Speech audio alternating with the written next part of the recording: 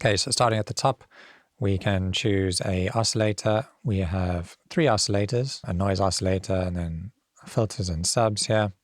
And the first oscillator type is our wavetable. So if you don't know what a wavetable is, you can kind of just think of it as like a series of waveforms that you can cycle through. Each waveform is referred to as a frame, and you can have, I think, up to 256 frames in a wavetable. So if you can even go and have a look here, I think under digital, ICANN has kick. This is an actual kick drum.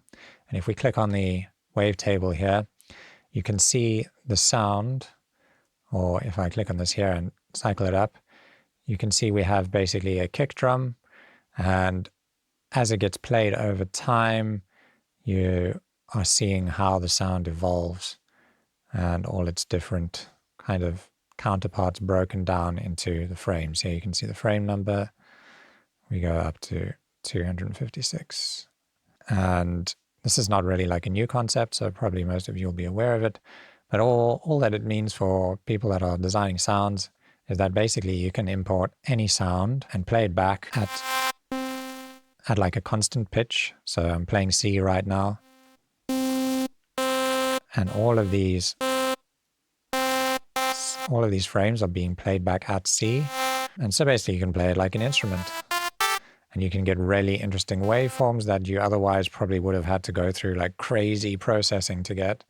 Whereas with a wavetable, you can get, really cool sounds just straight out of the gate.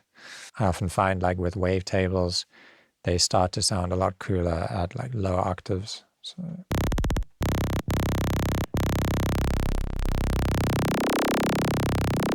you can start getting some really cool sounds. And you can edit these wavetables. There's a wavetable editor that you can click on. I'm not going to jump into this right now because it's pretty complicated.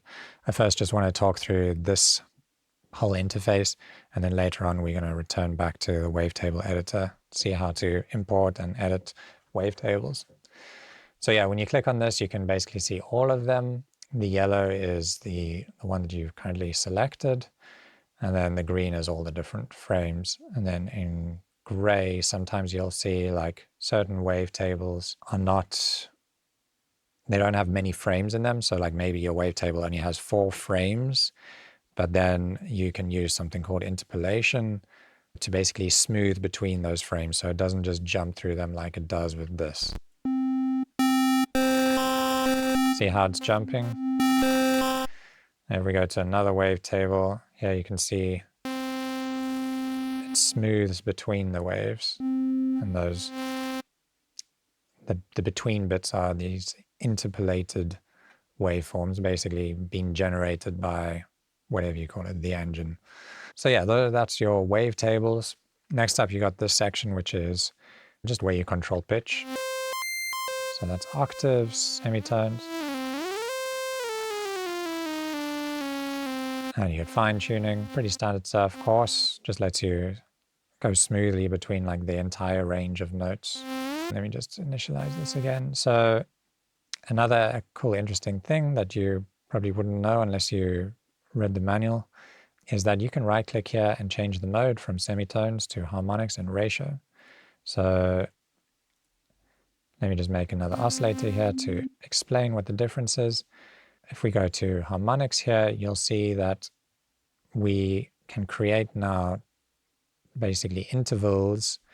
Instead of going up in semitones, it's going to go up in harmonic intervals above the fundamental. So for example, the second harmonic here should be an octave above. The third harmonic,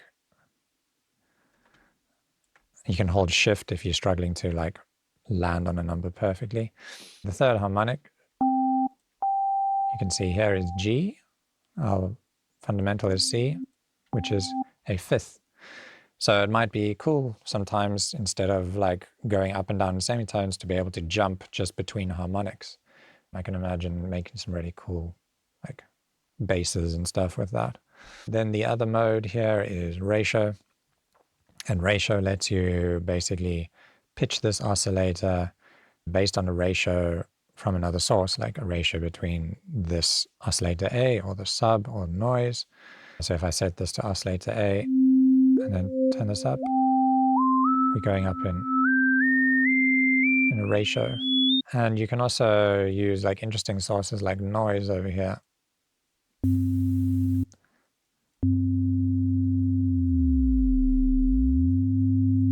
And you can change the pitch of the noise.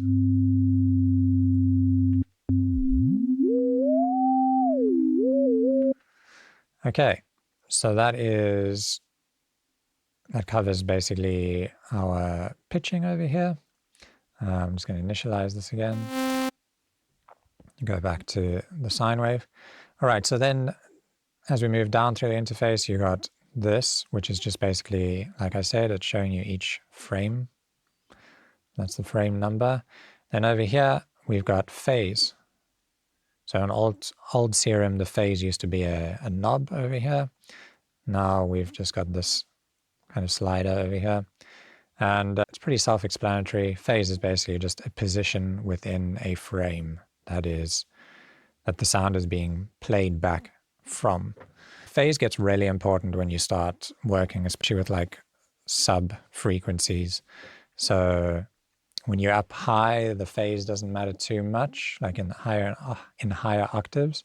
But for example, if we have two sine waves and we play them, I'm just going to play them pretty low here, so we're at 65 hertz.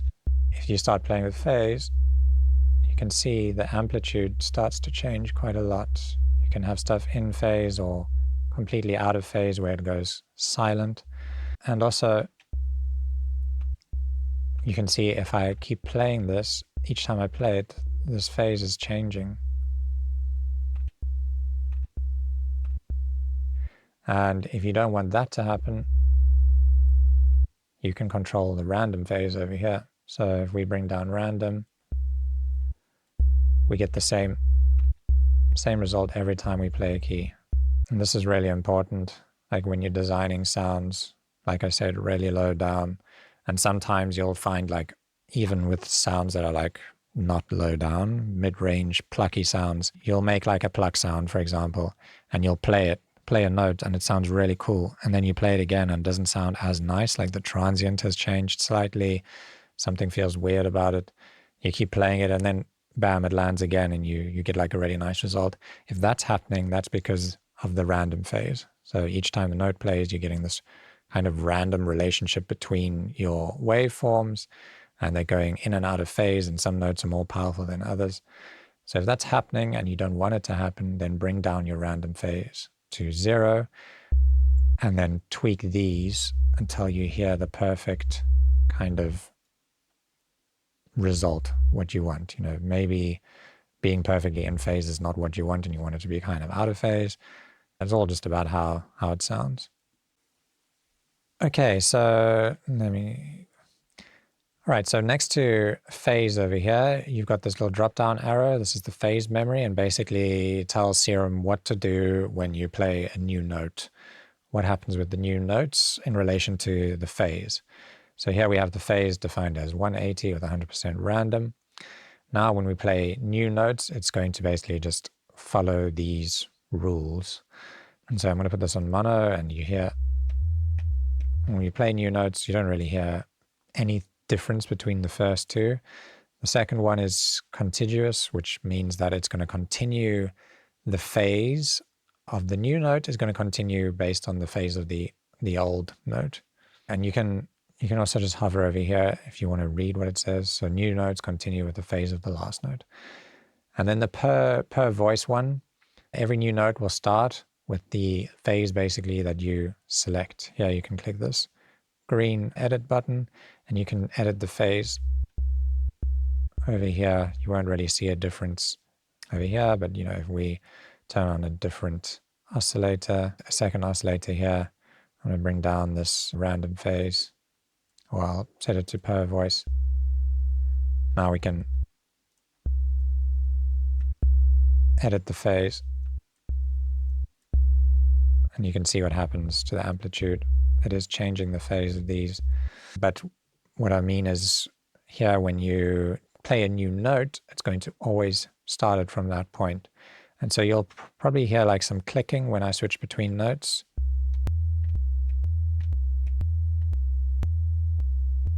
can see it and you can hear it. So yeah, if you're ever sound designing and you're hearing a click, but your envelopes and stuff all look fine, like you've got a longer attack and release, it might be that you need to go in here and just try out different modes and see what sounds best. And this is so useful, like if you're a sound designer and you understand every single parameter in a synth, then you'll never really run into issues that you can't solve. Okay, now we move on to this panel. You already know what this does because I've been using it. Let me just go back out of this, set it back to all voices.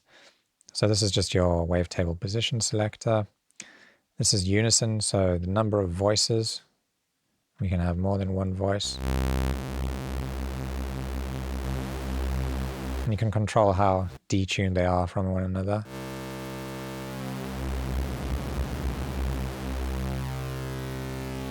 You can also control the blend, so the volume between like the main voice and the additional voices. And here we've got under the unison a bunch of settings for unison mode. Okay, so here under linear, well, under this mode, this is basically your detune mode, and there's a few different types here. So the first is linear, and this is the one that probably most of you would be using here within Serum 1. And basically that just allows you to space these evenly. All the voices get detuned kind of in linear fashion, so evenly spaced between each other. Then the next mode is super, and super, what the manual says about it is it's basically good for like sounds like super saws. It's got additional like stereo spreading. Let's just increase the number of voices so we can see here. And you can see kind of the difference visually. If we switch between linear, got the evenly spaced ones. And here super, they kind of exponentially get wider and wider. And exponential is pretty similar to super, except it's a bit more exponential. So you'll see the voices, the extra voices here close to the main one are much closer together, and then it very quickly grows and gets really wide. And what that means for you as a sound designer is I would just try these different ones. Like if you're making a pad, you probably want to try like the exponential or super, also for like more aggressive, like ravey sounds. And then you got this, I think this is inverted. So you can see here the outside voices are closer together in pitch, and the ones in the middle are further apart. And then random, you kind of got a random detuning between each voice. Okay, so now we've got this stack section, and this is really cool. I'm just going to put this back to linear. So here under stack, you've got these different numbers. And basically what this does is it's going to transpose different voices into different octaves or different intervals. Okay, so here under stack, basically this is just going to tell all the voices to be, not all of them, some of them to be transposed based on the numbers that you choose here. So here 1x, 2x, 3x, this is basically telling you to, or telling the synth to transpose some of the voices up an octave, 2 octaves, or 3 octaves. So just to hear how this sounds, let's go turn it off. Now you have some of the voices an octave higher, some of them 2 octaves higher, some of them 3 octaves. But this is like, it's stacked, right? So it's duplicated and then pitched up. And then you can also go up to +7, which is basically up fifths. So here you can get some really cool sounds, especially like you start playing with. And then we got up an octave and a fifth.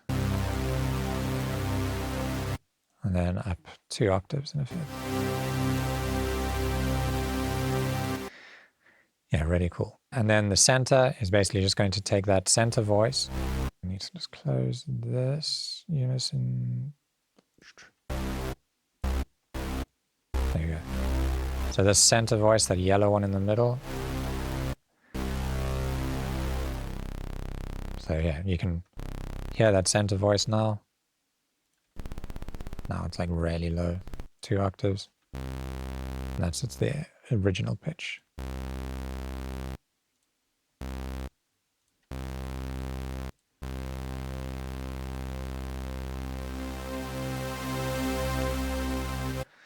Cool. So yeah, you can get some really interesting sounds with this stack. I think it's super powerful and something that we'll be using lots, especially when I'm making like really lush, rich sounds. And then you got the standard controls here. I think you also had these in Serum 1, but that was in the global settings. So now you can control the width over here. This is great if you're trying to make like a Reese bass, like a classic like UK garage Reese, but you don't want to be super wide. Okay, and then you got the range over here, which is basically how far you can detune it. Okay, so by default, the detuning range is set to 2. If you bring that down to 0, you don't get any detuning. And no matter what you do, nothing happens. And as you go up, it gets more and more crazy. Okay, so the wavetable position, this is a really interesting one. You can control the wavetable position of the unison, not the main voice. So if we went to like a different wavetable, like let's go to a, oh, sorry, close this, go to something weird like this monster. And we go back here, we can change. You can hear the voices on the side are playing a different part of the wavetable, a different frame. So that's really interesting. You can get like some really weird sounds like that. Okay, so this, you'll see you got these 2 different warp modes that you can choose now. So let's say you have one on sync and one on like FM. You can control like the amount of warping on the unison voices for each one of them. So now we've got like maximum sync applied to the unison.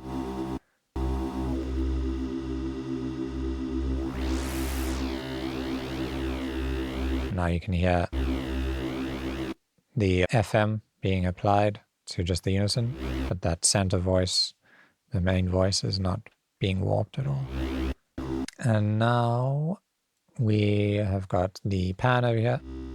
We can just control the left and right. Okay, I might just initialize this again.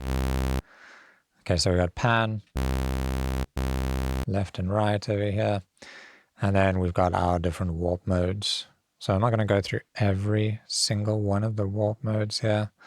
Yeah, the cool thing here, the difference between Serum 1 and Serum 2 is now you can have 2 different warp modes for one oscillator. So you can get pretty crazy with this. Like I've just shown, you can have like sync. And then you can take that sync and, you know, FM it to like the noise oscillator.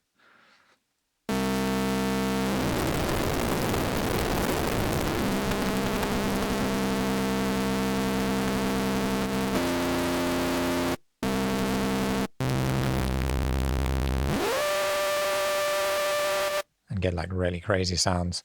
Okay, so that covers the Wavetable Oscillator. Next up, we're going to have a look at the Multisample Oscillator. See you there. Okay, so the next oscillator we're going to look at is the Multisample Oscillator. So this is a really cool oscillator. Basically what it's there for is for you to take an instrument, say a real instrument like a guitar, and record a bunch of different notes on that guitar as separate samples. And then you can load them into Serum and play them back on their corresponding notes of the keyboard. So you can basically create, loosely speaking, like contact instruments within Serum. And to explore this, I made my own little instrument. It's really basic. I went into my house and I found this. This is my kid's xylophone. It's called the Caterpillar xylophone. Doesn't sound very nice, but yeah, I recorded it. So you can see here in Ableton, I've got a bunch of recorded notes. I'll just open them over here. And the xylophone only goes basically through the C major scale, so I had to pitch some notes up and down to create like all the sharps within the scale. And it's also only 1 octave, so yeah, I was just doing it to basically experience the process of creating a multi-sample instrument. But you can get really kind of deep with this and make really nice instruments if you sample more than just 12 notes, like a real xylophone that has like a full range going from like the bass all the way up to the highs. That would be cool. You can also like take some of the notes and like pitch them down octaves to create kind of like fake samples lower down. But basically, once you've recorded these, you want to bounce them out as a high quality like WAV or FLAC. And then you can put them into the folder.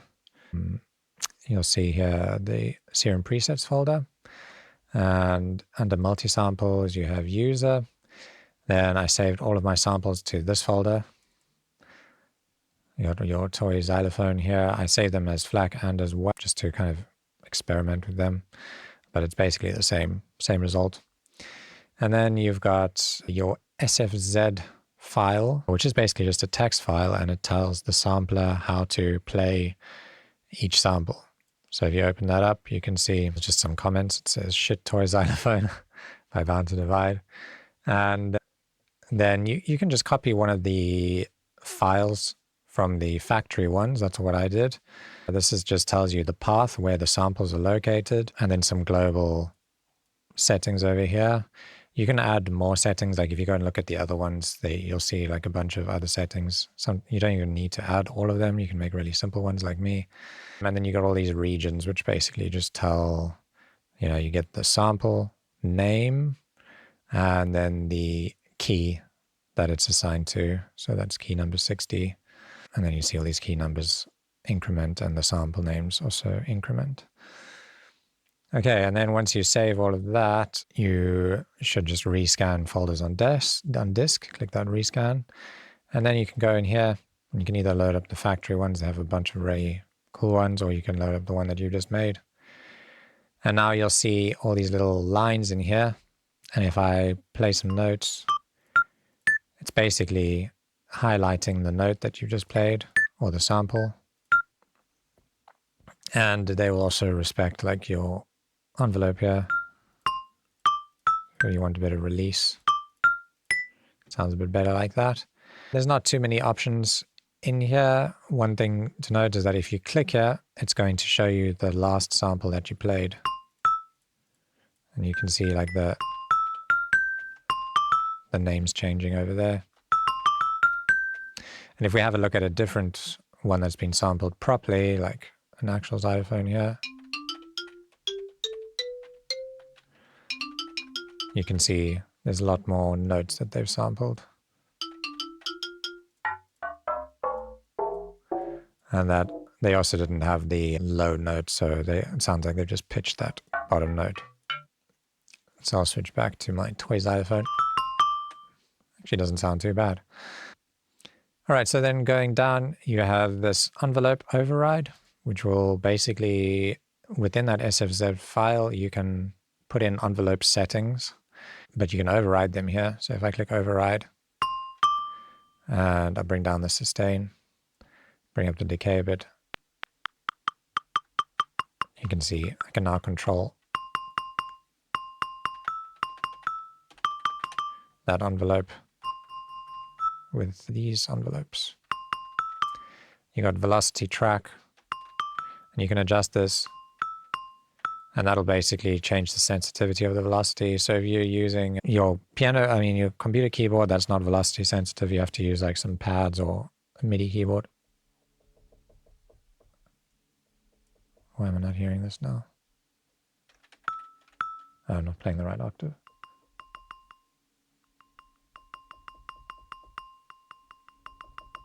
So you can hear it's velocity sensitive. And then you got this random phase. So if you bring that all the way up, it's going to play, each time it plays a sample, it's going to trigger it from a random phase position. It's the same as your Wavetable Oscillator. Okay, and then the only other settings really here is you've got this timbre setting, which it controls, it says timbre, but to me it sounds like it says it in semitones. So my feeling is that it's kind of like a formant shift, because it's not like the pitch actually changes.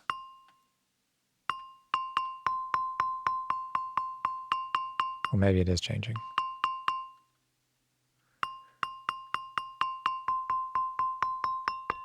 No. It's the same pitch, but yeah. I think it's just formant shifting it. So I'm not entirely sure how that works, but yeah, it changes the sound. And then you've got all your other normal settings that we saw in, like your unison settings are the same as the other oscillators. And then one thing to note is that you can right click this and go switch to single sample. So like you could choose a sample and then switch it to a sample. Now it's just playing that one sample. Then you can also right click and switch that to a wavetable and make a wavetable out of it.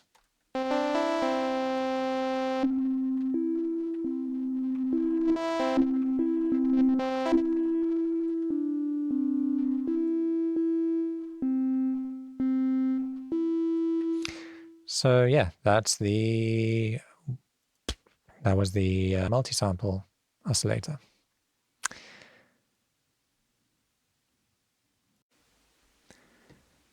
Okay, the next section is the sample section. So this is just basically a sampler.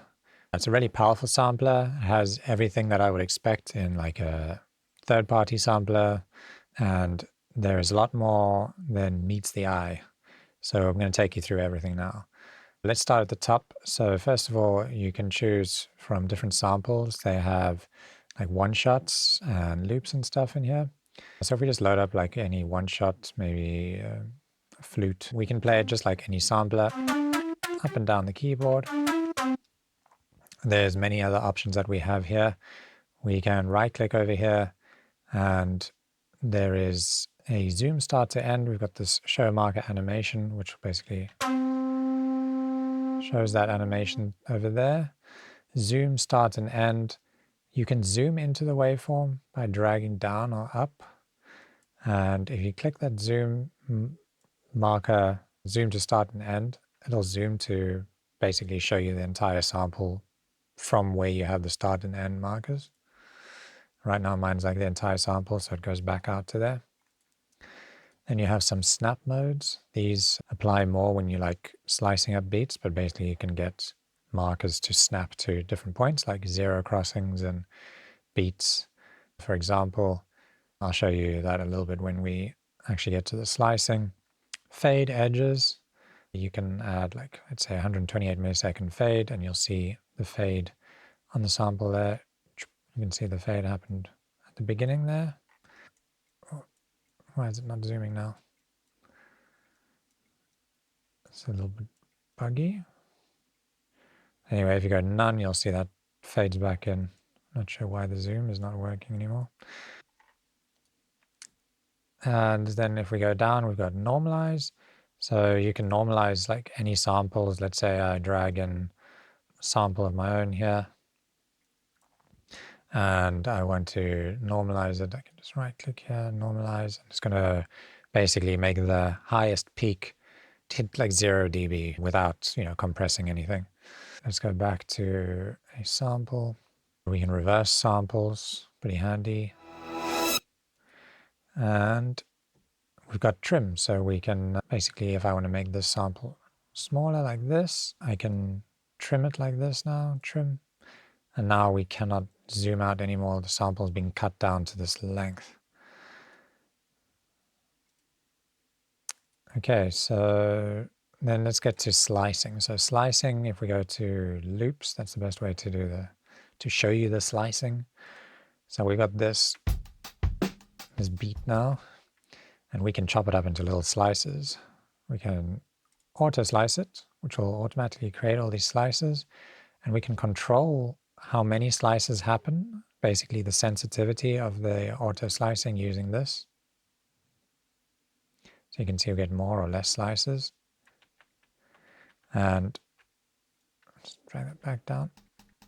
Right now, C3 is playing this note, so I would have to go further down to play lower down, but we can actually adjust that.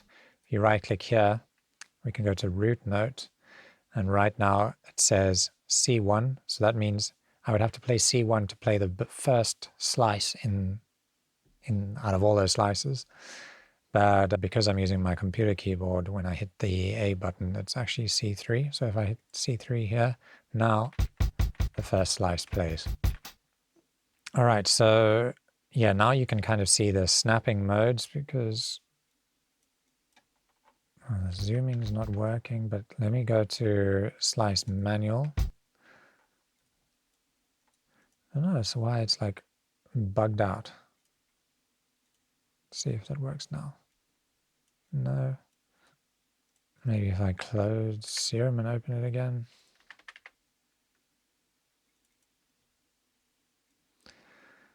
Okay, let's test this now. We'll go to sample, go back to loop, drum loop. We are going to slice it manually and we can zoom now. Okay, cool. So now you can see I can drag this around and it doesn't snap. If I say, for example, snap to beats, now when I drag this, it snaps to the nearest transient, basically. Snap to slices, well, that does pretty much the same thing. Snap to 0 will basically find 0 crossings, and you can see it's kind of snapping as it finds them. Okay, so then we've seen fade edges. We've done all of those. Okay, we've also got these options here. So I'm going to just zoom out and put on slice auto again. And let me put it root note at C3. Okay, so we've got this play slice to end. So if I click that and hit a note and hold it down, it's going to play all the way through the sample. Whereas if we do play a single slice, sorry, if I turn this off, we do play single slice, it's only going to play that first slice, but it's going to re-pitch it as I go up and down the keyboard. So what if I want to select a different portion, a different slice over here, like the snare? Well, we have to assign a modulator to the single slice parameter. So we can do that here in the matrix. We go to, let's do a macro 1. We can assign it to oscillator A. Where is it? Single slice. Drag that up. And now, as I drag this up, you can see, or you can hear and see if I move this. We've got different selections here.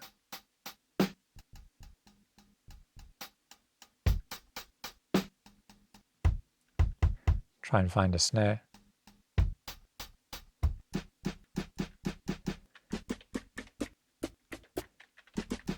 And I can play that snare wherever I want. Okay, and then we get, so I've been through the root note, send to selected clip. So we can send these slices to this clip feature, which is almost like a MIDI control thingy. If you click on it, I'm going to dive into that pretty deep later on. But for now, you can just know that you can send those slices to this clip thing, and then when you play it, it'll play those slices. Right now it's just doing single mode. So if we wanted to change it to like take that off, and then go back in here and play it. Now it's playing all these different slices. Oops. Okay. And then auto sync to clip, that'll let you kind of make changes on the fly. If we change these slices now, it'll send those slices automatically to the synced clip.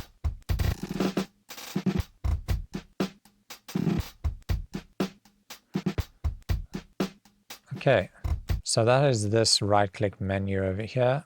Now let's get into this section here. This is basically where we play with different like loop modes. And for that, I'm going to load a one-shot. Let's go with like maybe something a bit more plucky. Let's go plucked Belaphon. Let's use that.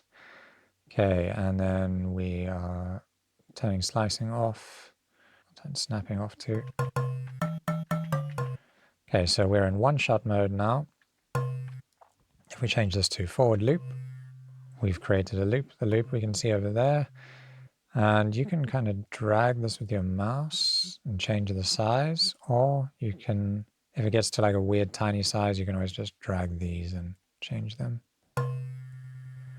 Okay, so now that is basically the loop start and the loop end. That's LS and LE.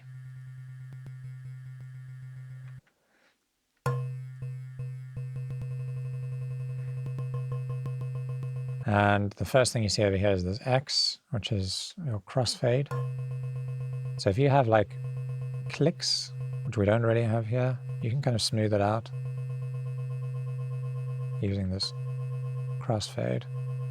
You might notice on something else, kind of maybe like a piano.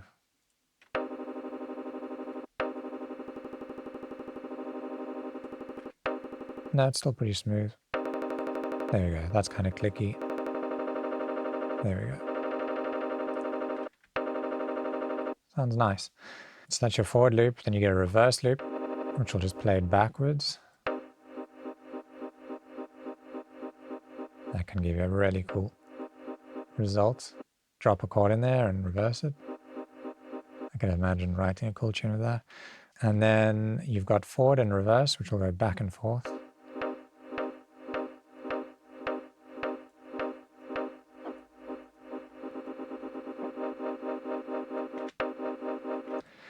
And then tailed, which basically will play from, so it removes the loop brace, but it'll play from your start and end playheads basically.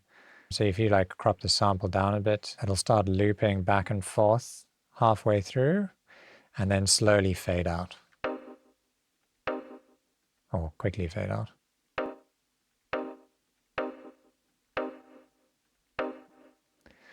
So if you want to create like a natural tail with a sample that doesn't really have one, like let's say this was cut really short for some odd reason, you won't have that like click. Okay, and then relative loop. So if we go back to our forward loop here, set my start and end. So the relative loop, if I adjust this playhead, you'll see that the loop moves with it. And if I change this to, if I take it off, then it doesn't move. Okay, and then you get link loop length. So that is if I move this first loop start, the loop end doesn't change. If it's off, the loop end stay in one place. I mean, basically the brace doesn't change with the other option, and now it does. See that? That head is not moving. It's not staying in the same place is what I mean to say. Okay, and then exit loop on release. So if I go here, exit loop on release, when I release, if I have some release on my envelope, it'll play out the rest of the sample after the loop. If that is disabled, then it'll just keep looping this as I release. There we go. All right, so that's basically this panel done. Then the last thing is you've got this scan mode here, and that's basically the speed at which the sample's played. You can do like cool tape stops with that. And you can also reverse it by going in negative numbers.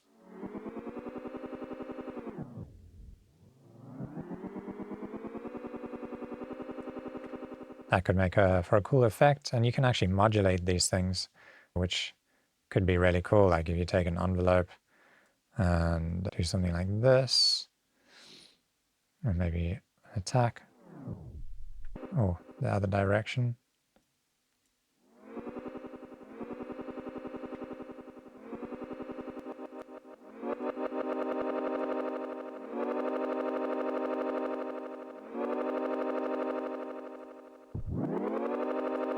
Yeah, like a cool kind of starting up effect. And you can also change, there's some things over here that you can change. You can change the range. So if you wanted to go even further than like 200%, you can make it go up to 400 or 800%. You can reverse this, although moving this can reverse it too. You can lock the scan rate to the tempo of your DAW, and you can also change the sample length there to basically measures of your tempo. So like quarter notes, half notes, and so on. So remove all modulators. Yeah, so you can also modulate it. I've been through that, and that's pretty much all of these controls here. As for the rest of them, that's pretty much the same as we would have seen in like the Wavetable. They don't change much. And the cool thing is you can also do all your cool unison things. Like you can create stacks, yeah.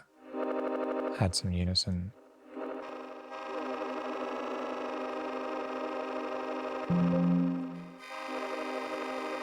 And get pretty wild with this.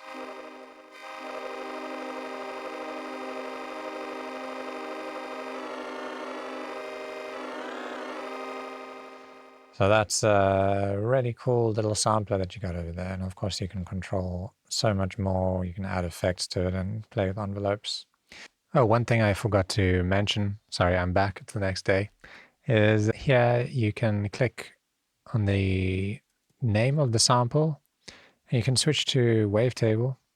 You got different options here. I'm not going to explain these yet. When I get into the sample editor and importing samples and stuff, not importing samples, importing wavetables, I'll go over each one, but just know that you can convert stuff. So for example, if we take this, click on it, we now have a wavetable from that piano chord. And you can hear each one of the frames there. Okay. Okay, so next up is the Granular Oscillator. So what is a granular oscillator? Basically, we'll take a sample and break it up into very tiny little sections, little short like millisecond moments, and play them back individually. And they call those grains, so like little grains of sound. And you can get really like in depth with this and do crazy stuff and take like a really simple sound, turn it into like a huge evolving pad. It's a really, really cool oscillator. So you can load factory samples and wavetables in here, but I'm going to drag in a sample from our Melodic House and Techno Essentials pack. It's this one, which is kind of like a hang drum. And when we load it in and we start playing, it's in one-shot mode. It'll play just like a normal sample would. And if you right-click here, you'll see all your normal options. You can, reverse and trim and all of that. One of the new ones that you will see here is Show XY Control. So if you click that, you can now click on this little ball, this circle, and drag it around. And it'll play a bunch of, basically play from that marker. And now this does have a Y-axis to it, but right now if I move it up and down, nothing happens. You can right-click, once you've got Show XY Control, you can go on the Y-axis and assign it to different stuff. Basically these controls here. So for example, if I assign this to the grain length, this is going to now, if I drag it up and down, it's going to change how long each grain is, basically. And you can hear that as I drag it up.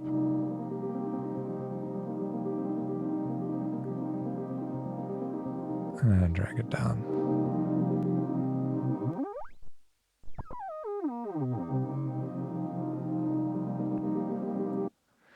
Okay, and now that I've also assigned it to something, you can modulate that assignment. So you go modulate, and you can maybe assign it to like an LFO. And now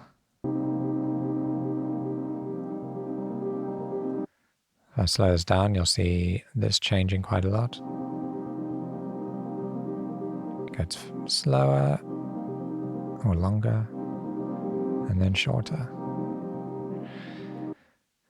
Okay, so that's the right-click menu over here. Then if we go over to the left, you got crossfade. That's just the same as in the sample oscillator, the sampler. So I don't need to explain that again. And then you got this window over here, the window amount. So that's basically like each grain has its own volume envelope, and you can change the shape of that envelope here by manually clicking and dragging around. It's got a bunch of predefined shapes too. And some of them, like, for example, this one, does not have a fade out on it. And you'll see a bunch of different controls for this. But how you can just think of this is each little grain has its own little volume envelope. It's difficult to hear the difference between a lot of these shapes. I compare that to this, even if I put it on like a forward loop here. I don't really hear a huge difference, but if you go down to like these ones, you get these really snappy envelopes for each grain. And you can hear the difference. And I noticed also when I was initially playing around with this and designing like a pad sound, that when you start getting like really involved with all of these controls and spreading the voices and pitching them around, you do actually start feeling the difference and hearing the difference in the subtle change of this, whatever they call it, window amount. It's got a few controls here. So this is the amount, and this is the skew, and you can also randomize them. So that shape will be kind of changing randomly now. Okay, so that's that window. Then we've got this, which controls basically how the sample is looped, whether it's a one-shot, reversed. We've been through all of these again in the sampler section. Here's one more extra option. I think it's just this is the only extra option, which is loop grains. Loop grains will just basically respect the loop markers that you have set. Okay, so we have this next section is the unison. So what's really cool about this is you can apply unison to your granular sound. So if I bring up the number of voices here, we can control the detune. Make it really like detuned and eerie. And I'm going to bring this down so it's kind of a bit more pleasing. And then these are all just the same kind of controls you'd get in normal unison. But one thing that really makes this pop out when you're using a grain oscillator is that you can use these stack features as well. So you can take this and like add an octave to the unison. Oh, now you get this like really sparkly kind of sound. I really like that. And then obviously you can also go up seventh. Really, really pretty stuff. Okay. So I'm going to leave this on actually. I'll leave it on here. I like that sound. Okay, so that's this. Then you've got this down arrow that allows you to enable warp modes. I'm just going to close it now. And then over here you get the scan, which basically you can reverse this. Bring it forward. Basically control the speed of that playhead. Then you got density, so the amount of grains. If I bring this all the way down, we get a very brief moment of grains. As I bring it up, we get this high density.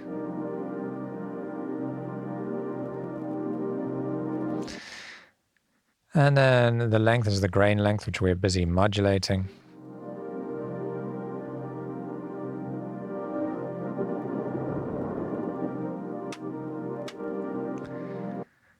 The pan can pan the whole oscillator left or right.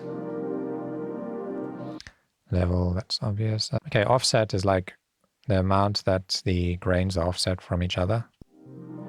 So right now they're all like packed really close together. If I bring it all the way to the right, see they're kind of all over the place.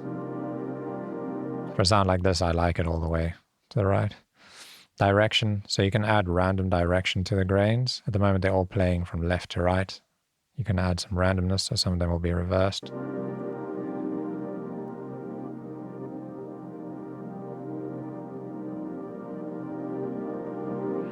And then pitch, you can add random pitch, which can get pretty crazy if you bring it all the way up. But if you want it to be a bit more musical, I would just do a slight amount, like 0.2, 0.02. That's basically just going to detune them from each other.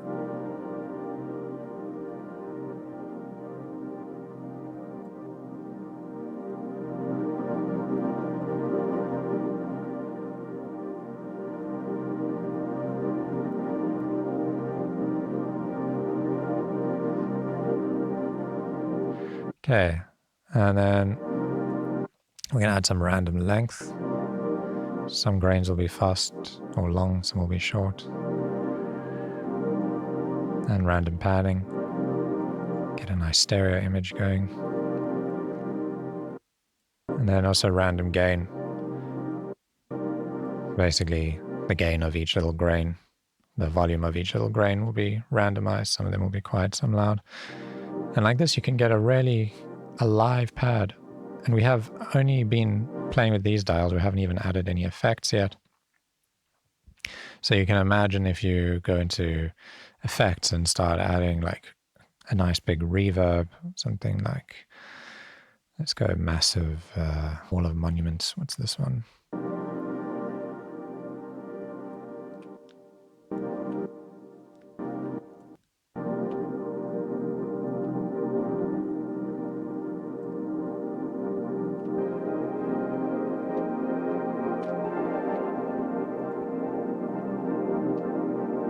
You can get super crazy pads with this.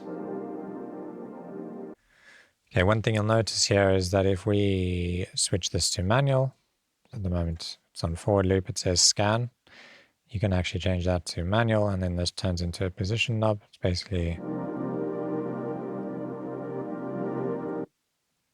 just controlling the position of this instead of doing that scan through. And if you right click on these dials, most of them will have like extra options that you can get into. Like for example here on the density, cool one is you can have free mode, BPM sync, and grains. So this will define like how many grains are being generated based on what. So like free is based on hertz. This is based on divisions of your DAW's tempo. And then the grains is like the number of grains. And then you can also define the max number of grains. So if I set it to 2, you'll only see 2 grains being generated at a time. But I want lots, 256. And then you can also do some key tracking on this. So certain grains, I mean, when you play certain keys like higher or lower, it'll change the length of them based on how high or low they are. And then also the other dial over here is direction 1. You can click reverse grains here and it'll reverse all of them. Well, no, not now because it's on random direction, but if I bring that down, all of them are reversed. And if I take that off, they're all going forward.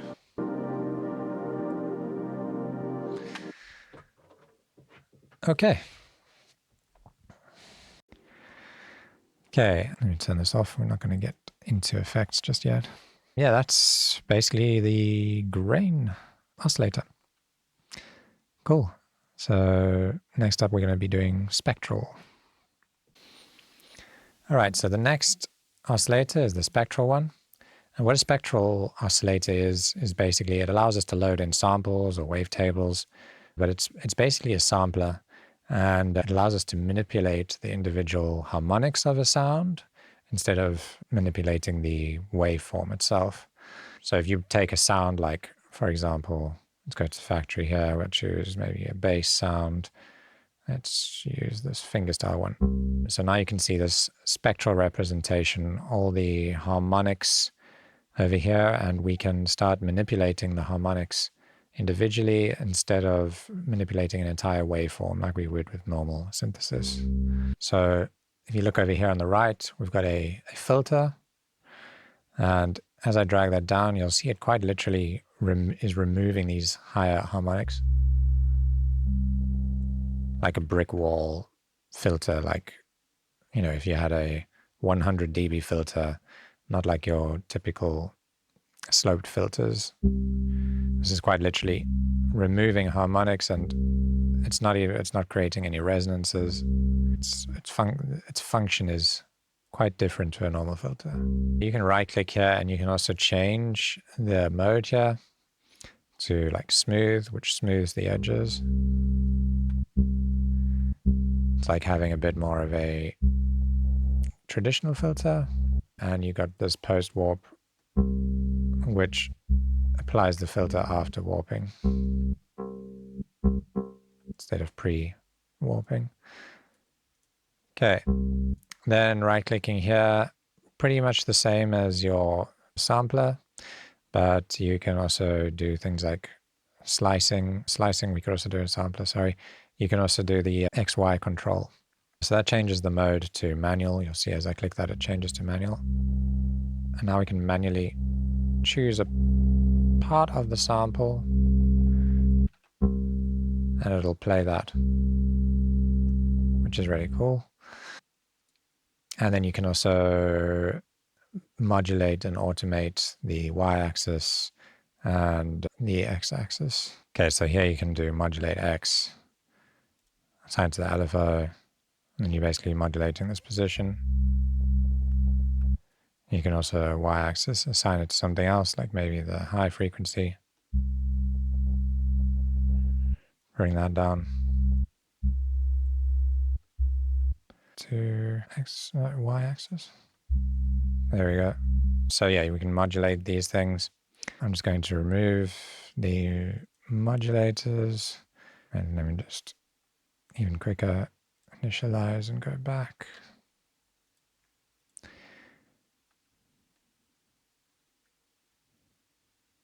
Is it? Okay. Then we have a crossfade. That's if we want to do looping. So here we can also do loop modes. We've got forward looping. And we can just control that loop like this. We can apply crossfades just like usual. And then all these normal options that we would have with the sampler are there. And then we have the, here in unison, we have similar thing, like we can add some unison and pitch stuff up, make some pretty crazy sounds. And then we close that. So here's the scan, which is basically the same as the sampler. We can scan in reverse, forwards. Okay, the part that I find most interesting about the spectral is the spectral filter. And this is where we can really get crazy with those partials and filtering them and removing stuff. So if we open this, it opens up this basically a grid pattern, a grid view that we can draw our own filter shape, and you can get really crazy. It's just the same as drawing LFOs, but we can, yeah, we can make a crazy filter, like really sharp, dead straight points, curves. You can make whatever you want here. And I'll bring down like that side over there and this side. Okay, so now we've got this filter and you can see what's happening in the view here. And you can make some really crazy stuff. Like if we take something with a bit more harmonics in it, like let's take that piano chord. Oh, I just want to open this up.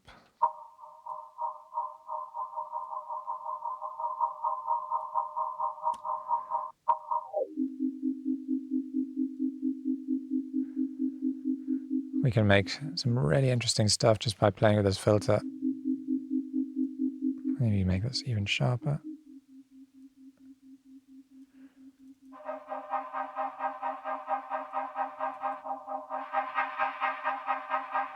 Now, this kind of stuff would be really hard to do with other forms of synthesis.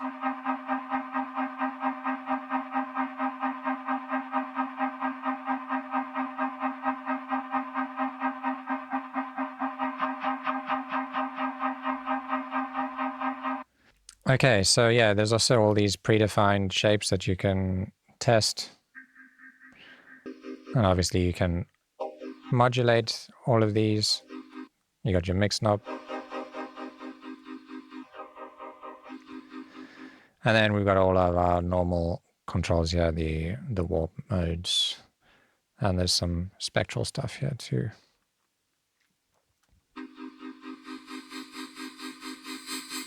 And we can add some harmonics. I mean, this gets pretty crazy.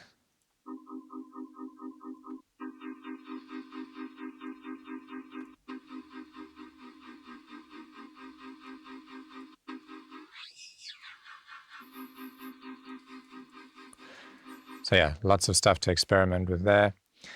Okay, and then this filter goes even deeper where we can right click here and we can choose other options. We have wavetables we can choose and apply those as filters. So for example, if we go here to S2 tables and go to analog and choose something like 808 harms, as we cycle through this, we're going to be cycling through the actual wavetable and it's applying them as filters. And you can see that happening. You can see it changing stuff. It's distorting a bit.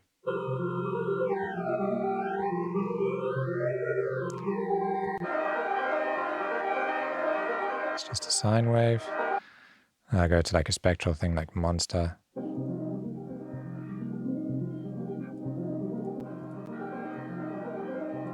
It's just pretty crazy how like in depth you can go with these filters.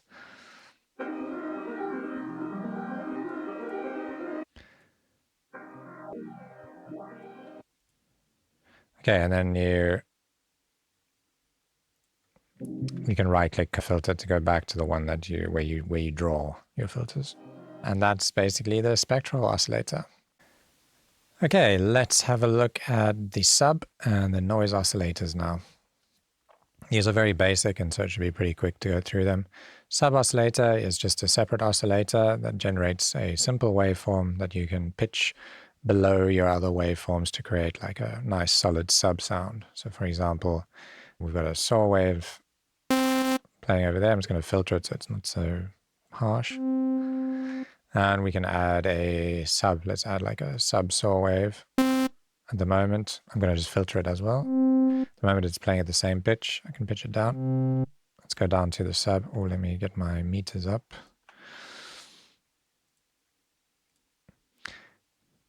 Okay, so now you can see that sub down there.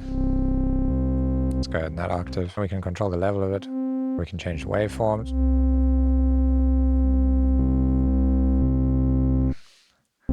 And we can also control the phase of it, which is really handy because quite often you'll be, when you're dealing with subs, you're going to be trying to shift the phase anyway to get like that perfect phase relationship between your kick and your sub, or, you know, this sub layer and your higher layers. Even if I just change this,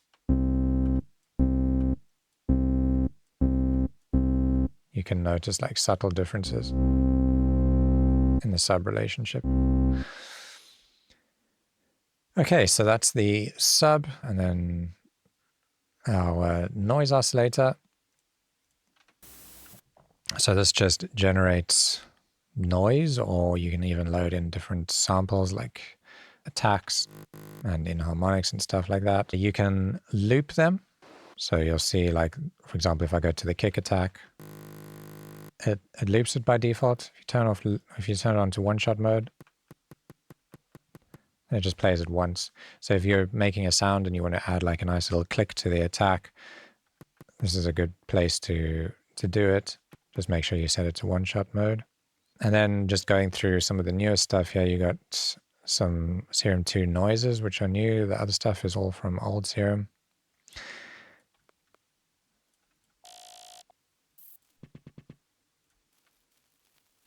Some crackle there. And a cool little thing I noticed here is if you go to color, it changes the display and you see white noise with this cool white noise display, and then you get the pink one, brown noise, and this Geiger, kind of Geiger meter, you know, what do you call it, nuclear detection radiation detection sound that you would hear. And then you can also load your own samples into this over here. This will define where the sample starts from, and this is also a random phase.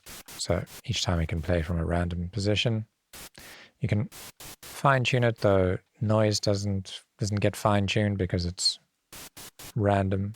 But if you have something tonal, you'll notice these controls are more effective.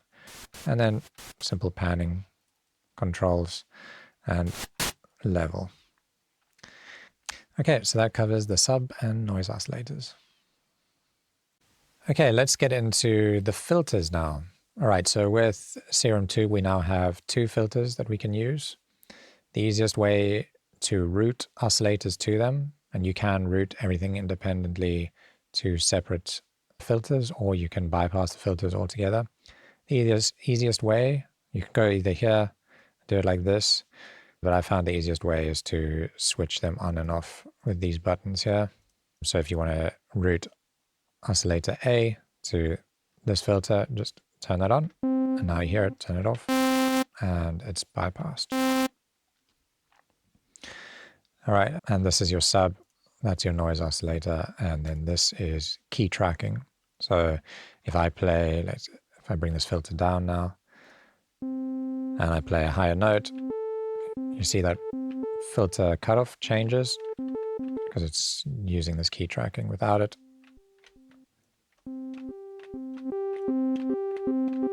you're not seeing any movement there. Filter types, we've got all the standard ones that we had in Serum 1, but now we've got an addition of quite a few new ones here. Best way to kind of get your head around them is to just test them all out and see what they do and how they sound. I don't think it's important to like learn the technical details of how a filter functions unless that interests you, but mostly just listen to them and see how they affect your sound. Diffuser, that's really cool. Sounds almost like Disperser by Kilohertz. Gives it like that zappy sound. Okay, let's move on from the filter types here. The display, so if we click on this display, you can, what is this? Oh, geez, that's the resonance.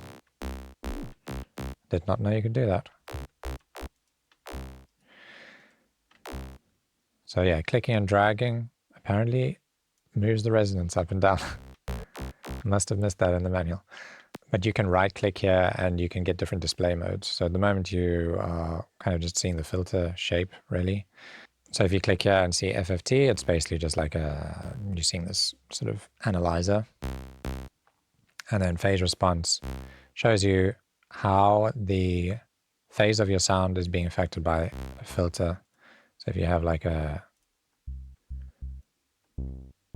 low pass filter, you're seeing the waveform and seeing what is happening to the phase of the sound, how it's being shifted. Okay, so that's the display here. And then moving on down, we've got our cutoff, which, you know, everybody knows what a cutoff is. We know what resonance is. We got some drive, just like we had in the old Serum, and fat. It beefs up that filter a bit. Okay, and I think that's everything with filters. There's some little extra routing options here. This goes into the mixer. You can also choose this to go nowhere. You can go direct out, and you can go main, which goes to basically your master. Yeah, this will go to bus 1, as you can see here. You can control the levels of it, and then it goes out into main. But we will get in depth with the mixer later on. And that is everything on the filter, I believe. Okay, time to have a look at the mixer. So I've got an initialized patch here, and we've got just a plain saw wave. So we have the ability to start using the mixer here. We can send stuff through to buses, as we've seen before, and we can route stuff to filters. So I'm just going to, for the sake of my ears, change this from a plain saw. I'm going to filter it again, turn on this filter. And now we're routing it using this button. Let's just start with that. Let's go to our mixer. So we've got oscillator A enabled. None of these other ones are switched on, and that's just because they're not on. So if we turn this on, you'll see in the mixer we've got oscillator B on. We can also switch them on over here and off over here. The routing destination is going to the filters over here. You can also change that to mains. That's going to go straight to there. It's going to skip the filters. You can go direct, which goes straight direct out. And none, you don't get any sound. So right now we're going to the filter, and then that filter, you can see that is routed to main, and you get kind of the logic here. It's really simple logic. Okay, so I want to get a little bit into buses here, because I think this is where this really changes the game. So how buses work, so if we start sending this to 1, you'll see this meter start rising up. You can see the volume coming up over there. So what we're doing is we're routing, basically pre-filter, we're routing the signal through to a bus, and then it's going out to main. So we basically creating a copy of the dry signal, and then we can start affecting it on the bus 1, which is really powerful. We use this a lot. Well, I used it a lot in A, using these sends over here. And what makes it so powerful is you can then basically affect a signal in whichever way you want and blend it in back with the original signal. So for example, if we go into the effects here and we go to bus 1 and we add some effects, I could add, say, a filter, and I'm going to band pass it, which is going to add, basically let me single out a frequency over here. We can't hear it now because it's not being routed. What I'm going to do is I'm just going to send it straight to this bus. And then we'll go to here to the effects. So I'm going to find like a frequency. And then I'm going to add some more effects. I'm going to add a distortion. And then just try and distort only this. Remember, we're not distorting the entire sound. It's only this filtered part.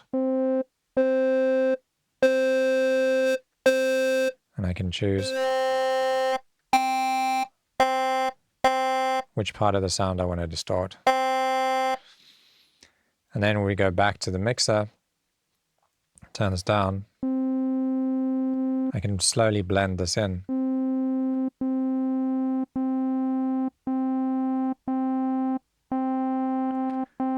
Now I've got a blend between the dry signal and that. And we can get pretty creative with this and add some cool effects. And what's powerful about this now is that we can add separate oscillators. So I can turn this one on, maybe go down an octave or 2. And you know what, to make this more interesting, I'm going to pitch this one up 7 semitones and make like a power chord. And I want to route it to oscillator B to this filter. And now I can start sending, and now I'm only distorting the oscillator A, but I can start distorting oscillator B too, or not, if I don't want to.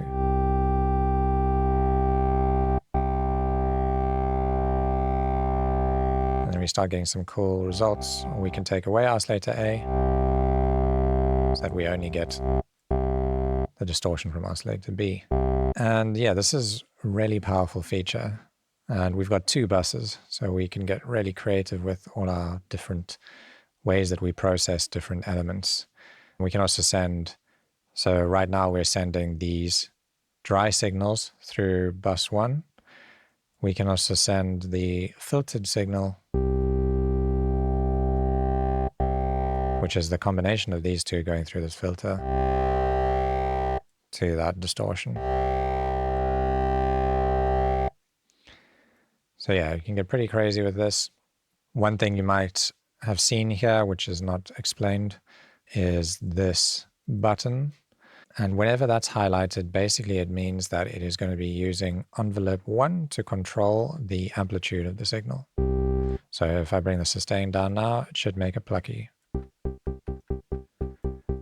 shape.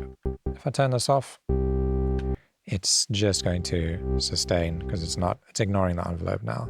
Okay, and then when I release the key, it does use the release stage. So you can hear it there. I've released, and it kind of fades out, but pretty abruptly. It's not a smooth fade out. Okay, and I think that's pretty much everything that's important with the mixer.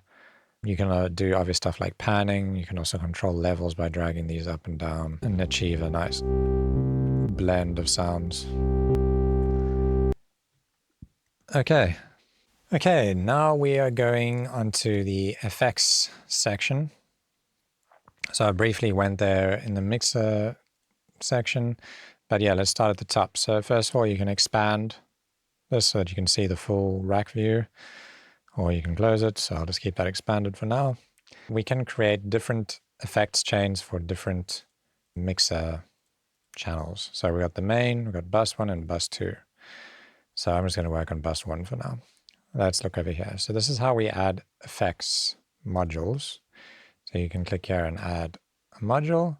You can also delete it and right click here. You can also add modules like this by right clicking. Some simple other operations. You can duplicate modules by holding down Alt, or I think it's Option on Mac, clicking and dragging down. I keep forgetting to turn on my mini meters. There we go. So yeah, we can make as many copies as we want of a module. I'm just going to remove those. And then we also have over here the ability to save our racks basically as like rack presets. There's also some factory ones. So for example, you could go to like distortion and then go to, this one, whatever that is, echo band distortion. And if I send our sound there to bus 1, why am I not hearing anything? Well, let me first filter this. I think I can hear it now. Yeah, so now I can hear that distortion. We can try on some other stuff, like let's go to reverb, big retro mod reverb. Okay, and I'm just going to initialize this to get rid of everything. And so if you ever make an effects rack that sounds cool and you want to use it on other sounds, once you've added some modules and made that cool rack, you can, let's say we add a couple more, you can then just hit save and then name it, and then you'll be able to load it again. This button over here is a bypass. And what else is here? So there's some other things we get from the right click here. We can copy and paste things from one bus to another, for example. I'm just going to load up some stuff. Let's say I want to copy this processor. I can right click or copy this entire rack, cut FX bus or copy, and then you got clear, so you can delete. So if I want to just copy it, I'm going to go copy here, and I'm going to paste it over here. Really neat. I can clear everything. You can also lock them so that things don't get accidentally changed. And here this is where you can also load FX buses that you've saved. Okay, let's go through the different types of effects that we have here. Most of them, from what I've seen, are the same as what we had in Serum 1, but there's a few additions. So I'm going to go through the new stuff. So the first one is Bode, and this is a frequency shifter. It sounds really cool. So here you can shift basically the frequency of a sound and get really weird, like almost distorted sounds, quite often dissonant, but sometimes really cool.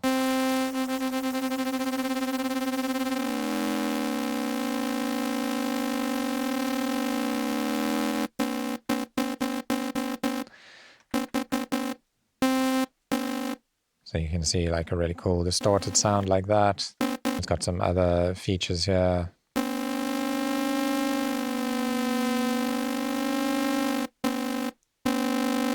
make it like mono. It's got feedback, panning, and then blur. I think it sounds really cool. And you can also mono the input, which is already mono.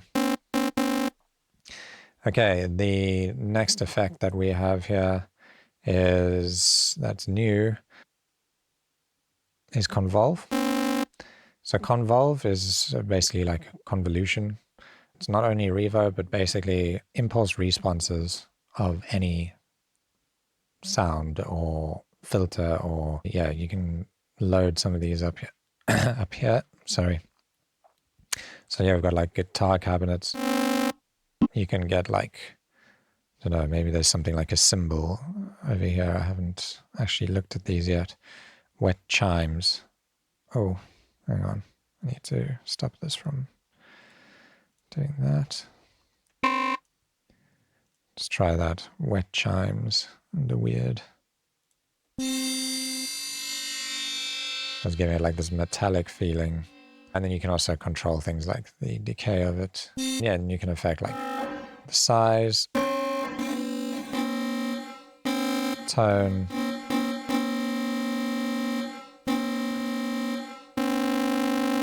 and then this, convert minimum phase.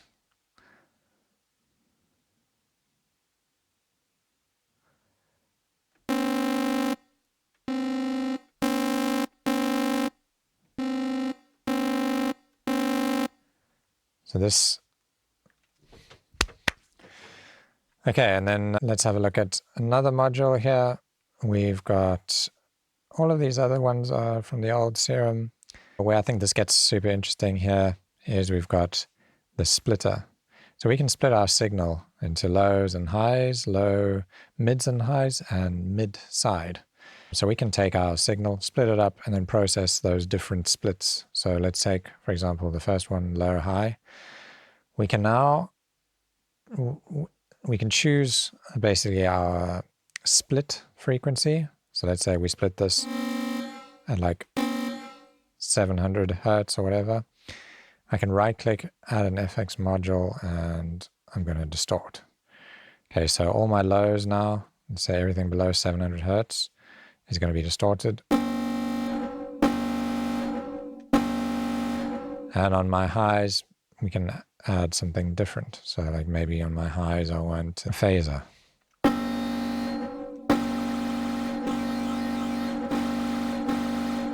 Sounds pretty gross, but so we can see like if I put this all the way to the side, now we're only getting that phaser. If I bring it to this side, we only get the distortion. And then we can obviously split it. And we can, let me just delete the splitter and show you the other one. So we got low, medium, high, low, mids, highs. So it's basically the same thing. It's just now we can process mids differently. And then the other option is mid side. So if we have like a very stereo signal, we can control the mids versus the highs. So like I could add, again, like maybe I could distort just the mids.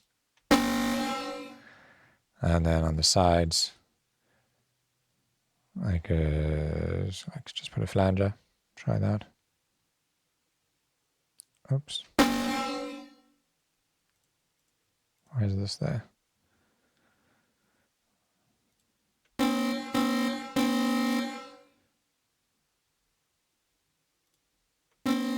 There we go. So you can hear just the mids are being distorted, and we've got this side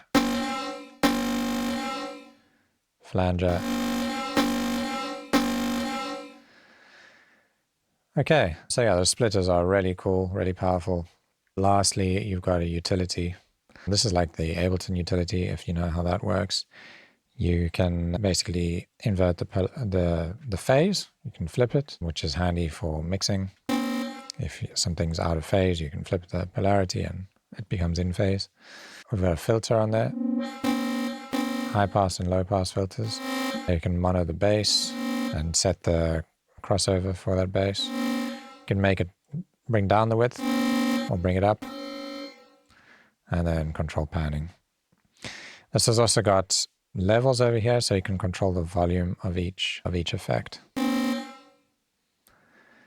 Okay, so that's the effects panel. I think they've made some huge changes here, and we can start building some really crazy patches with these effects in combination with the mixer. Okay, now it's time to check out the envelopes. So pretty much quite similar to old Serum. We've got 4 envelopes here, and we just looking at the display is pretty much the same.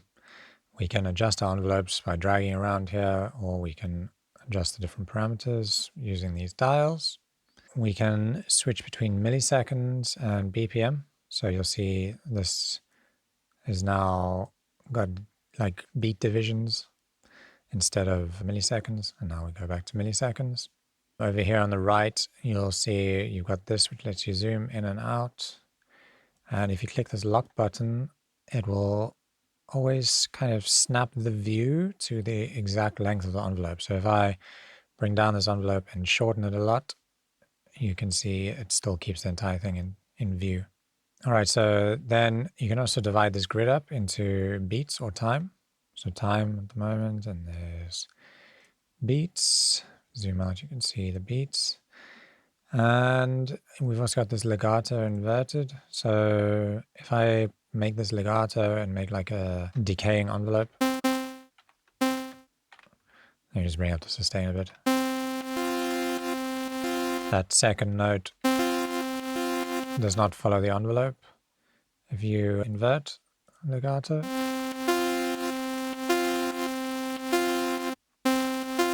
then it does kind of re-trigger. In terms of modulation, if you don't know how to modulate in Serum, the easiest way is to just click and drag. So you can drag it onto pretty much any dial, and then you can remove it like this. Yeah, that's envelopes. Next up, we're going to look at LFOs. Okay, LFOs. So these are LFOs, and again, pretty similar to Serum. Let me take you through all the controls, and maybe you'll see some new stuff here. So same thing as the envelopes, you can assign them to whatever parameter you want. So for example, if I assign it to the level here, I'm just going to put on a filter. Maybe I'll also assign it to filter. You can see that how the LFO works. You can choose here normal. So these are just like normal LFO shapes. Then you've also got this path, which is new, and that allows you to draw shapes. Oops. How do you... There we go. So you can kind of draw your own little path. You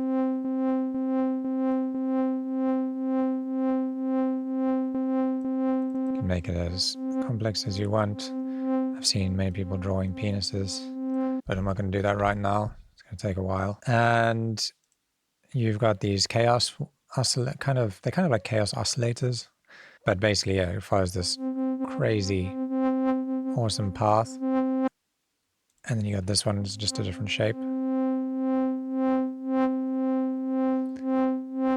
So this can get really cool for like designing pads and stuff where you want lots of weird modulations happening everywhere. And then sample and hold, which will just basically sample a value and then play it for a quarter note in this case, and then sample a new value. So it'll always be random values. You can see here. You can change it, the speed. Okay, so I'll just go back to normal here. Then you got your different modes. This is free. So what'll happen here is that it'll just continue running even when we play new notes. That LFO doesn't ever reset. If we re-trigger, it'll always start the LFO from the beginning each time, or basically from its phase point. And it's also got this envelope mode, which basically turns it into an envelope. It'll just play once through. And you can make like envelope shapes. Okay, and then Over here you'll see mono. So mono, basically your LFOs are working on a per voice basis. Let me just reset this back to a normal shape. Basic. No, let's go sort out.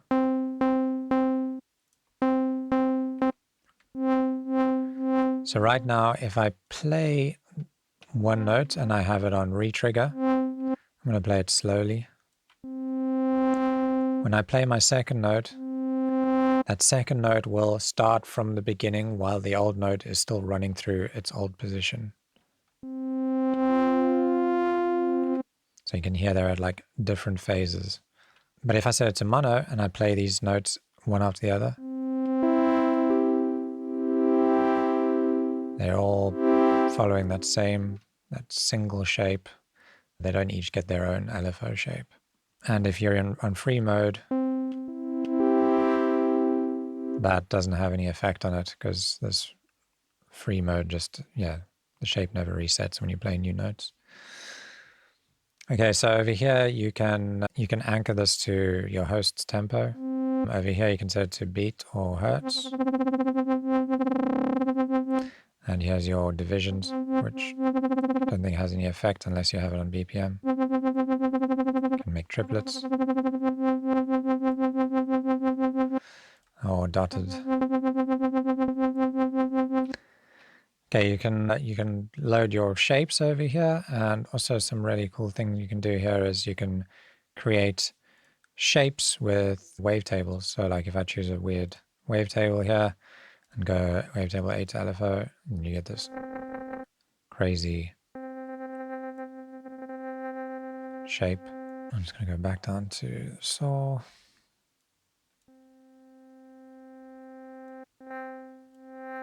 And I'll go back to basic shape. Okay, so rise, basically how long it takes for the LFO to like fade in.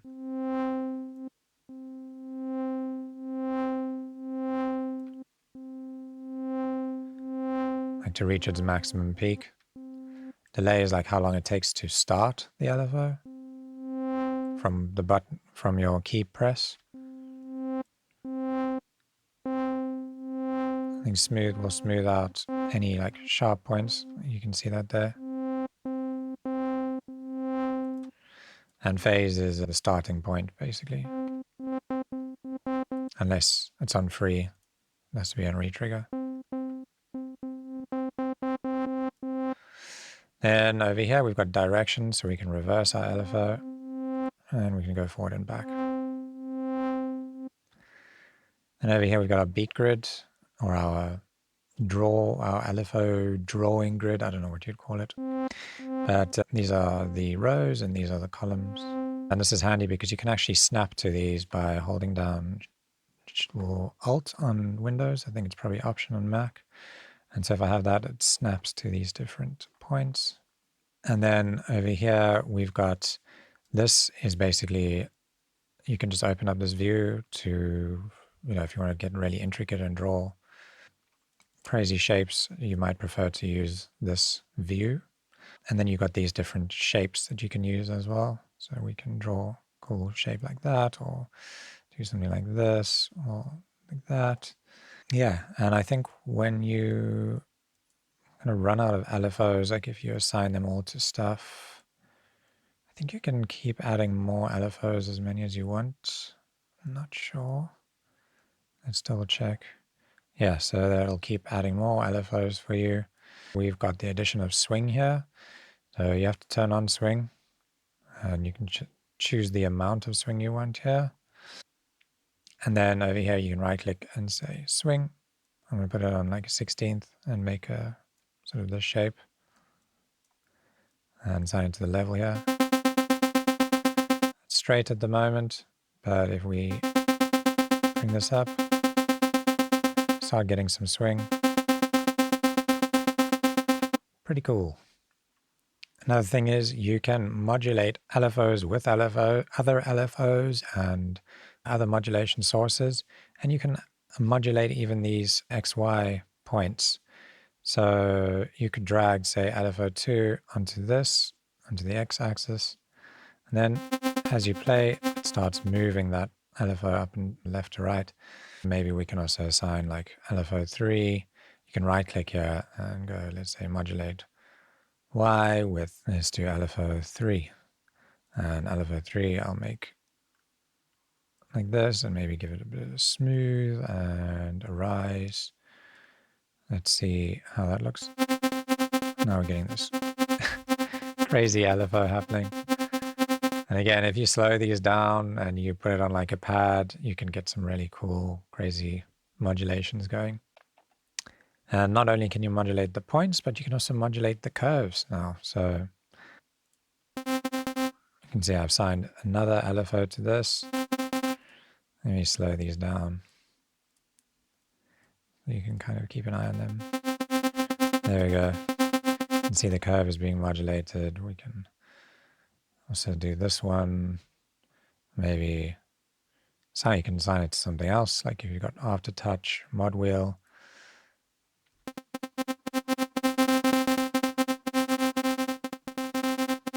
Pretty crazy. Okay, so now we've got velocity and note.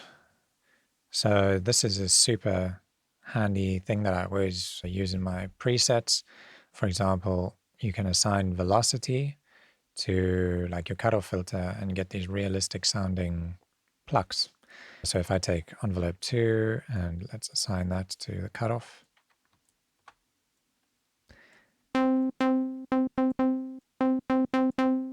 Make it nice and snappy.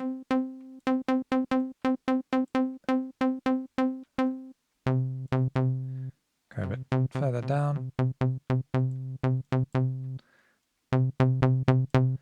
Okay, now if we take velocity and assign it to the cutoff, I'm just going to do a little bit of velocity modulation.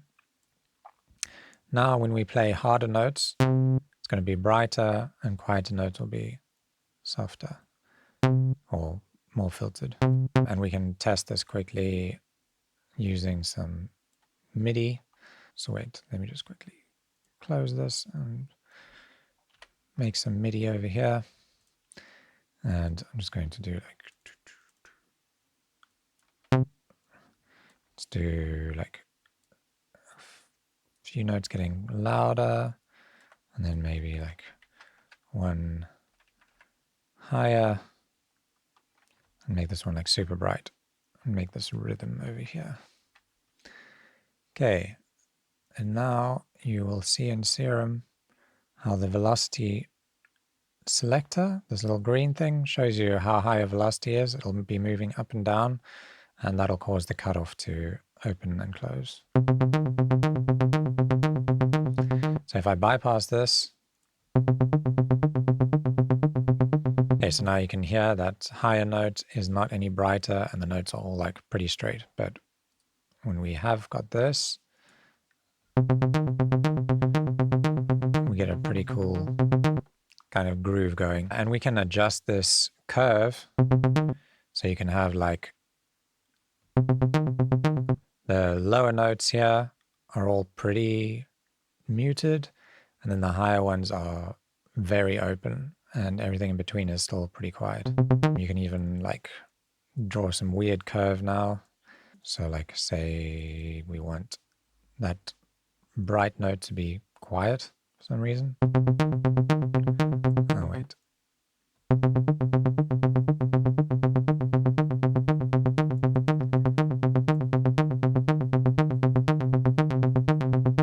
And we can get different rhythms by just playing with this curve.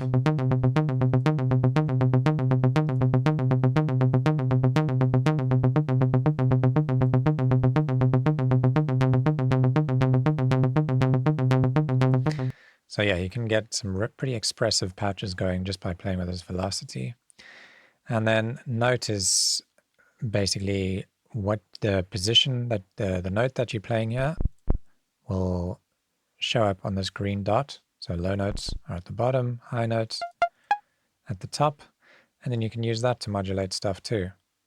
So like you could say, okay, we want low notes to be loud and high notes to be quiet.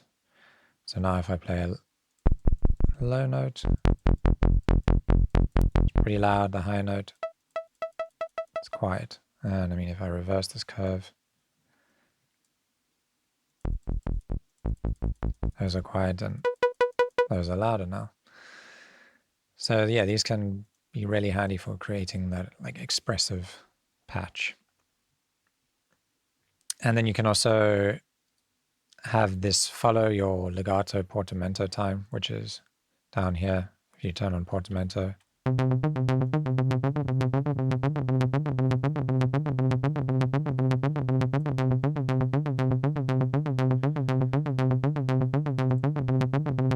you can hear the different results there.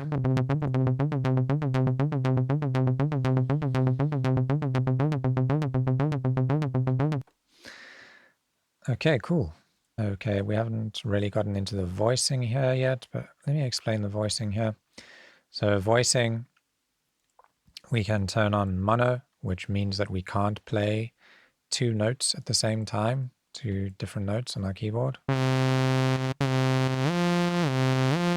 turn this off. I'm playing two notes at the same time.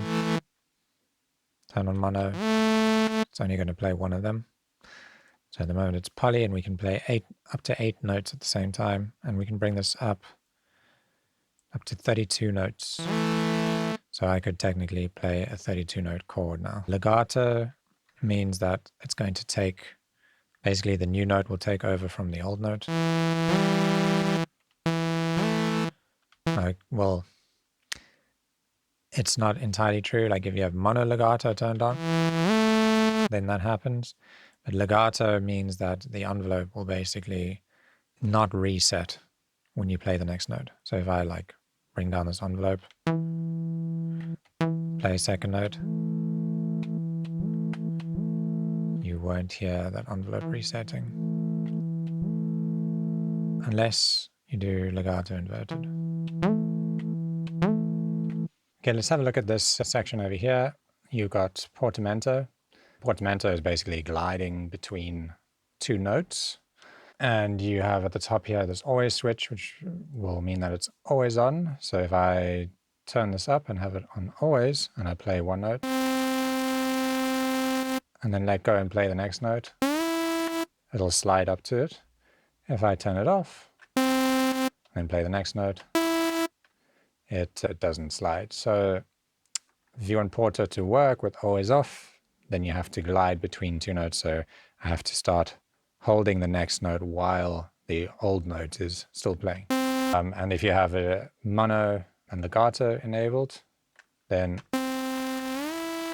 you get it kind of taking over and sliding at the same time. Scaled, so that'll basically slow down the portamento for larger distances and speed it up for shorter distances. So if you're playing like a big gap, sort of, let's do this. I'll play from like here to there. Let's make it a bit longer.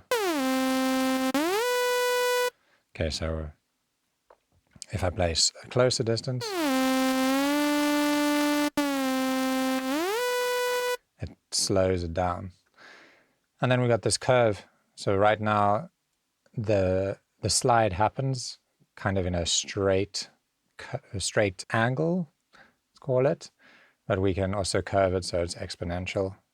So it'll suddenly speed up. And you'll hear it if I make it really long.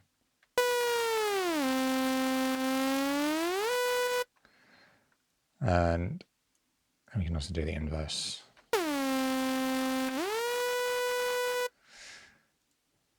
Okay, so that's your portamento.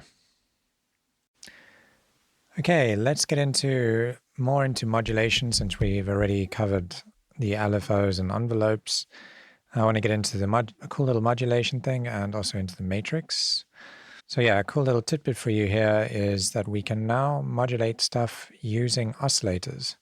And to do that, you can just drag the oscillator label onto whatever parameter you want. So say, for example, we have our filter, and I want to modulate the filter using this saw wave.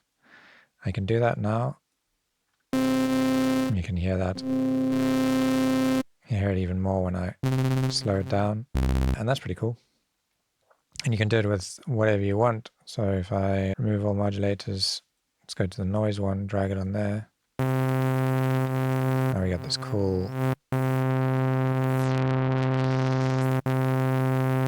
kind of dusty sound.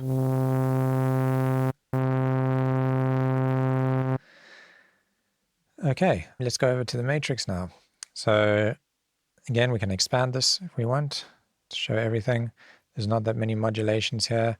Maybe I'll load up like a preset here. Let's just go to, I don't know, bass sound. So here you can see like all the different modulations that we have. We can reorganize them if you want to do that. We can also sort them. You can sort by source. Not sort them, you can sort by destination. There's a few other operations here. You can lock these, so it'll keep the assignments on preset change. So if I lock that and then switch presets, these assignments have not changed. You still got the same like macros and stuff. And a really cool one is create vibrato. So they've got like a function that'll create vibrato for you. I used to do this manually all the time. Maybe that existed before, but I wasn't aware of it. And you can also create velocity amp assignment. So that'll map velocity to the amp. So you can make like velocity sensitive patches like I did with the cutoff, except this is with the volume, the amp. So just to show you how that sounds. Okay, so to create that vibrato, we click here, and now when we turn the mod wheel up, we hear the vibrato.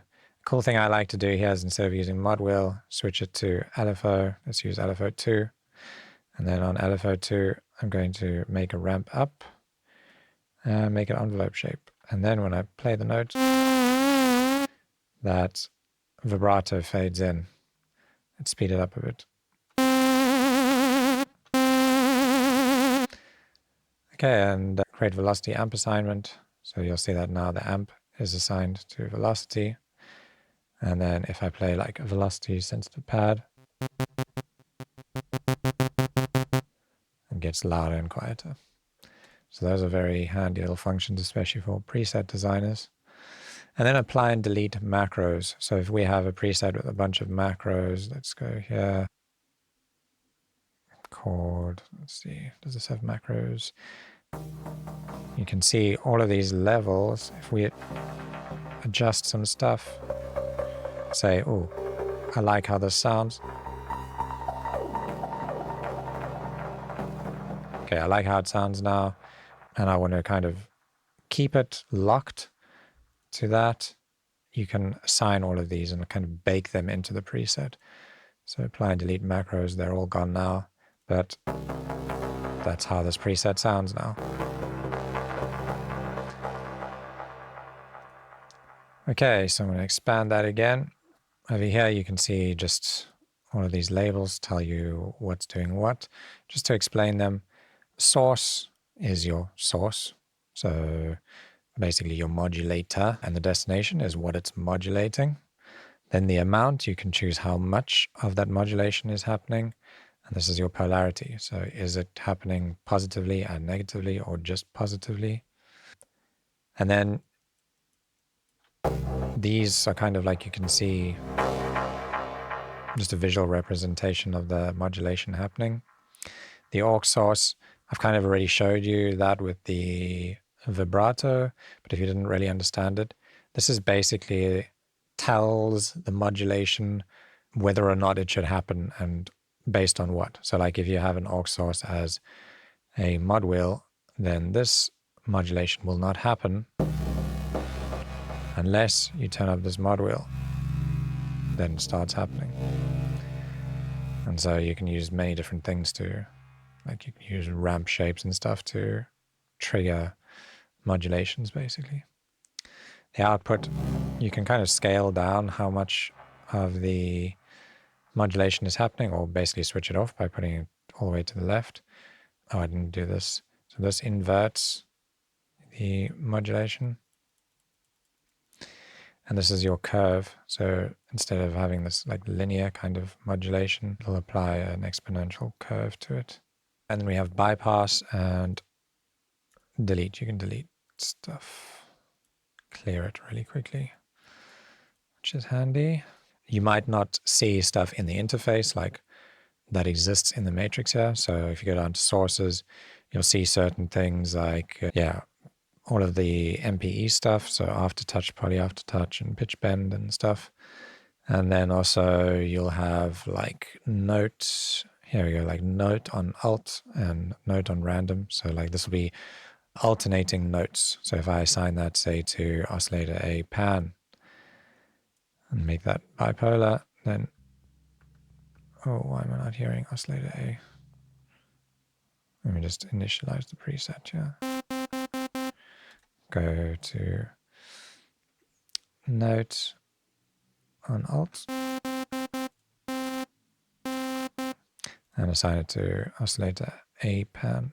And then you get some cool other ones here too, like note on random.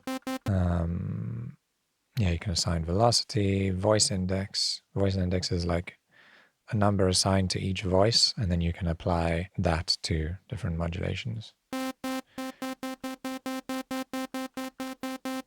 So each time I trigger a note, it's playing voices. You can see the voices. Oh wait, it's not. That's not where it displays the voices. I'm not sure if it does display them anywhere. But anyway, you can see it cycling through a bunch of voices there. This is actually kind of similar to what Diva does, which is pretty cool.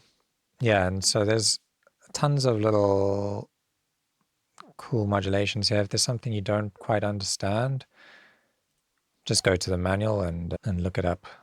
I'm not going to dive into every single modulation. I don't want this video to be like 10 hours. But I think that pretty much covers everything you need to know to start using this matrix effectively. Okay, next up we're going to be having a look at clip mode. Before we go into clip mode, I just want to load up a preset so that I can show some examples here. I'm going to go to this one, additive, and we're going to click here, and this is going to display our clip view. So what this is, it basically gives us the ability to create MIDI clips using this piano roll, and we can create up to 12 of these, and we can launch them one at a time or separately in different ways. We can create entire banks of MIDI clips. So over here, they'll see the banks are over here, and you can save your own banks, or you can save your own clips within these banks. So starting at the top, we got this show macros, which will just display our macros that we see on this page. And then down here, this is our basically where we select our banks or save them or clear them. So for example, we can choose a different bank, say this one. And now we've got a bank with a bunch of different clips in it, which are all different chords. Here's the trigger mode, which is either mono or poly, which means that we can trigger either one clip or multiple clips at the same time. So if I play this one,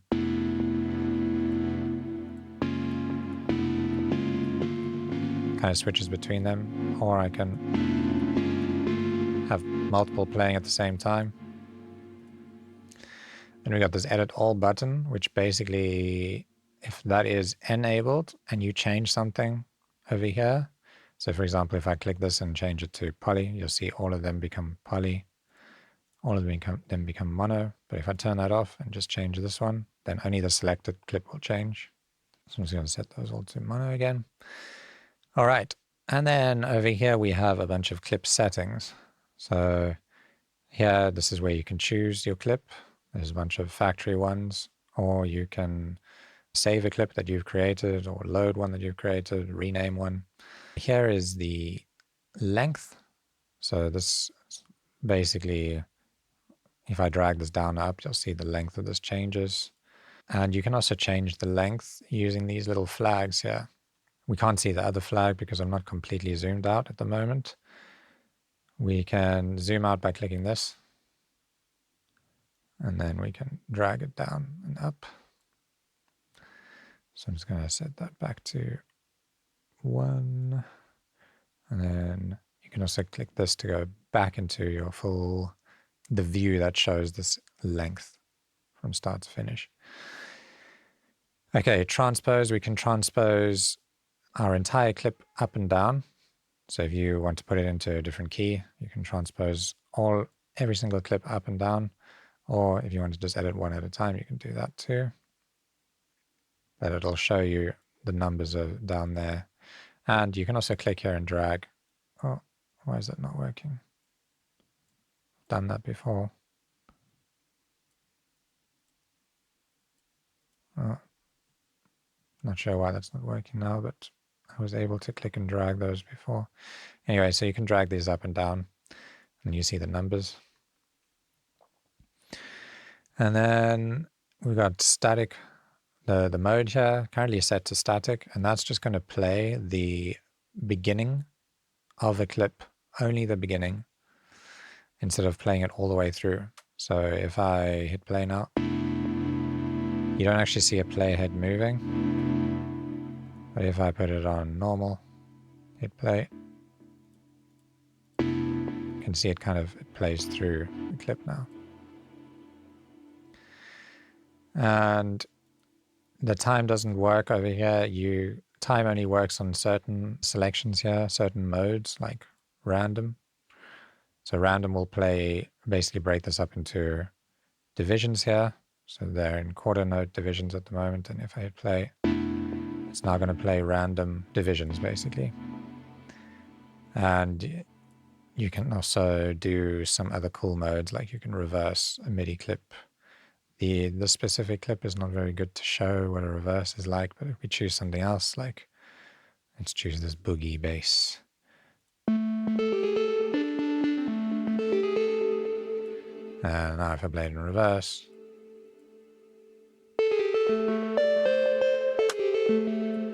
cool way to find inspiration, happy accidents and stuff. We've got this pendulum which will go forward and back. Let me just shorten this to show you.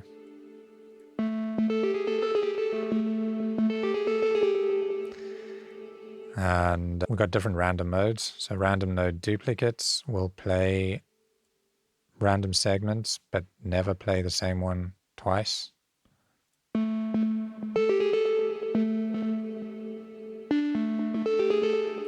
Twice in a row, I mean.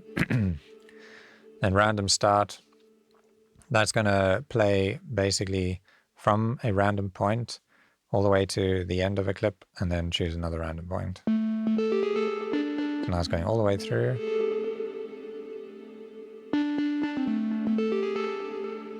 And it always goes to the end. And then we've got random end, which will play from the beginning to a random point. And then you got one-shot mode, which will play all the way through once, and static, which I've already explained, just stays at the beginning, just holding that first note. Okay, then we can change the speed at which the clip plays at over here. So if we want it to play even faster, we choose a different one because this is I want something nicer. Let's go with, what's this? Uplifting.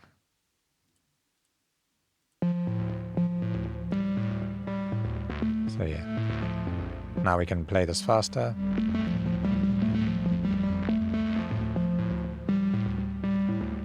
Let's transpose it up 12.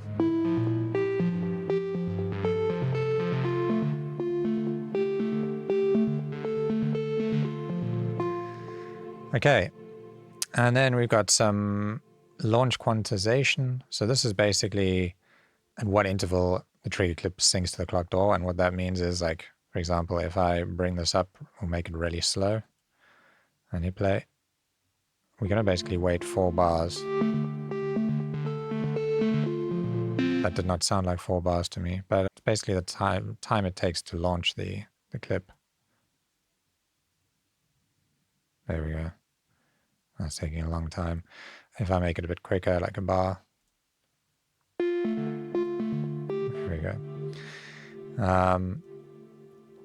So I'm going to bring that right back up. One thing that's a little confusing to me is I don't know why there's no like instant. So if I set it to 1/32, it basically feels instantaneous, but I know in my head that it's taking a 30-second note to launch. I feel like there should be an option to set it instantly. I don't know if I'm misunderstanding this. And then we have like a few different things here. So re-trigger, basically when you launch a clip, it'll re-trigger it from the start. If you turn it off, it'll play it from its last moment. So here, if I just do that, now it's starting over again. Okay, note gate. Well, this only really works when you're launching clips using keys, I think. Let me double check that. Yeah, so it's only when MIDI notes get triggered.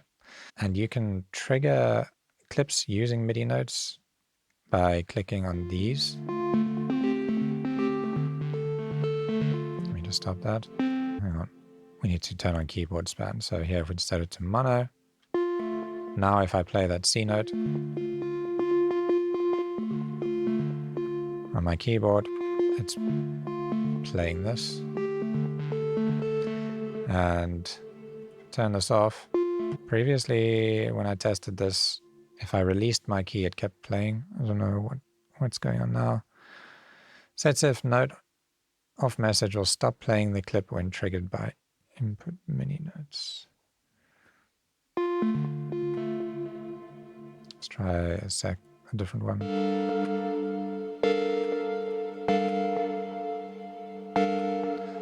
Okay, I'm not too sure about that one.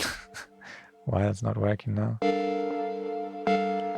But anyway, this little keyboard, while I'm talking about it, is pretty cool. I found a really cool use for it. So for example, with like our clips over here now, we've got a bunch of chords loaded up here. And you can trigger these chords by choosing different notes here. Each note here corresponds to a different clip. So if I select this one, it's going to play that second chord there when I push a key on my keyboard. If I play like a higher key, it just transposes that specific chord up. And one cool feature is if you set your key here, so I'm going to set like D and set it to minor over here. It's going to transpose the chord into scale. And as I move up, it's going to be changing the notes and making sure they conform to the scale. So you can start making cool like patterns using just one chord.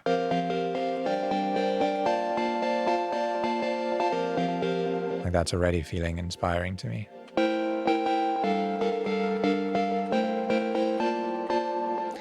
So you find a chord that you like this one's quite a nice chord, maybe play it a bit lower.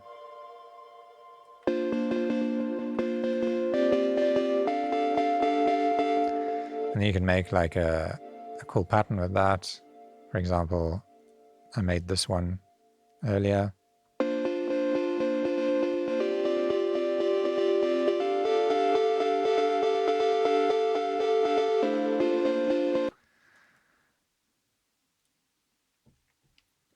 Okay, so yeah, this clip thing is really, the keys here are really handy. Then we can move on down here. So this is the ability to record. So you can draw in here like a normal piano roll, but you can also record. So if I want to record over here, I can hit record. When overdub is selected, it's going to overwrite these notes. If I hit extend, it's going to allow me to record after those notes. So if I do that now, and then get done, then it didn't overwrite that. If I hit overdub, hit record, I can overwrite over there as well. Okay, let me just undo that. And you got a metronome, which you can turn on and off. Okay, let's get into the actual piano roll here. I'm going to just initialize this. And yeah, let's, how do I turn off the key mode here? Okay. All right, so I've just disabled the key and now we can see our piano roll. It looks quite like the FL Studio one, but functions more like the Ableton one. So I guess they took the best of both worlds because I feel like the FL Studio one looks nicer. All right, so yeah, it's basically like the Ableton one. You can double click to add a note, double click to delete the note. You can disable the sound if you want to over here. So I'm just going to turn that off for now. We can transpose stuff up and down by selecting notes and hitting the up or down arrows. You can use shift up or down like you would in Ableton to jump between octaves. You can do shift right or left to make notes bigger or smaller, longer or shorter, I mean. You can also split your notes. I think it's Control U, chop, yeah. Control U, maybe it needs to be longer. There we go. You can divide them based on your beat division, which you can actually select up here. And you'll see like a bunch of options here and all the hotkeys. So another cool one is conform to scale. So if you have like let's make a random chord here with just random notes that I have no idea if they're going to be in scale. And I'm going to set my key to D minor again. Okay, I assume that some of these notes are not in key. I think it's the ones that are not highlighted, so these like darker notes. So now if I select this and conform to scale, which is Control K, let's use the hotkey here, Control K, you'll see it pushes the notes into key. And then we have this, we have that chord now, which is in key with D minor. All right, so you've got a bunch of other options here. You can quantize. So in Ableton, quantize is Control U, but here Control U is chop. So quantize here is Control Q. You can also reverse patterns. So if I like make a pattern out of these, okay, and now I launch this. Whoops.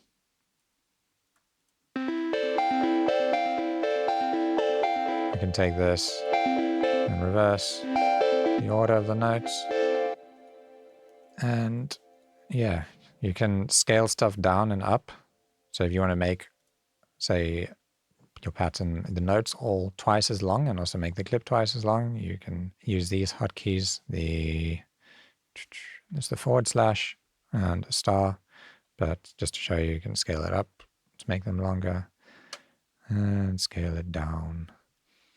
Oh, you can also double the entire clip. And yeah, that's pretty much everything covered on like using the clip view. Let's go down here to this section here. So here you can control velocities of each note.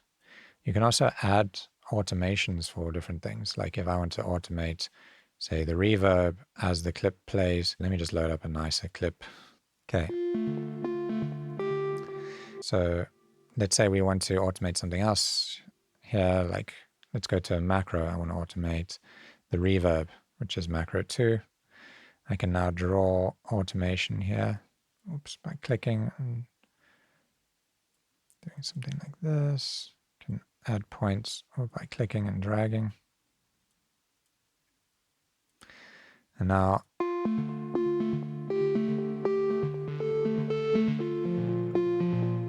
can hear it getting drier and wetter. Maybe automate something else. But let's see, like that softer envelope. Let's do softer envelope, which is macro 6.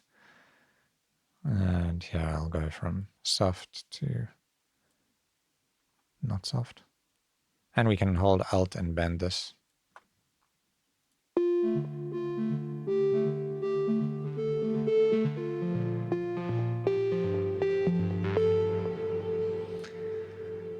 Okay, so that's the automations, and you get loads of different stuff. You can play with expression and stuff. You can also, like, let's say, here we've got gain expression. You can turn this on, and then you can automate the expression of separate notes, like this. Oops. That line that you want to drag there. And yeah, so that's everything in this view. Back down to here, I'm not sure if I've missed anything. Oh yeah, one thing is you can export MIDI clips. Like let's say you really like this one, you want to just use it in your DAW. You can click and drag that out into Ableton. So now if I close this, you'll see we've got that MIDI clip sitting over there. Go back to Serum here. One thing I tried, which you can't do, is dragging clips in from your DAW to here.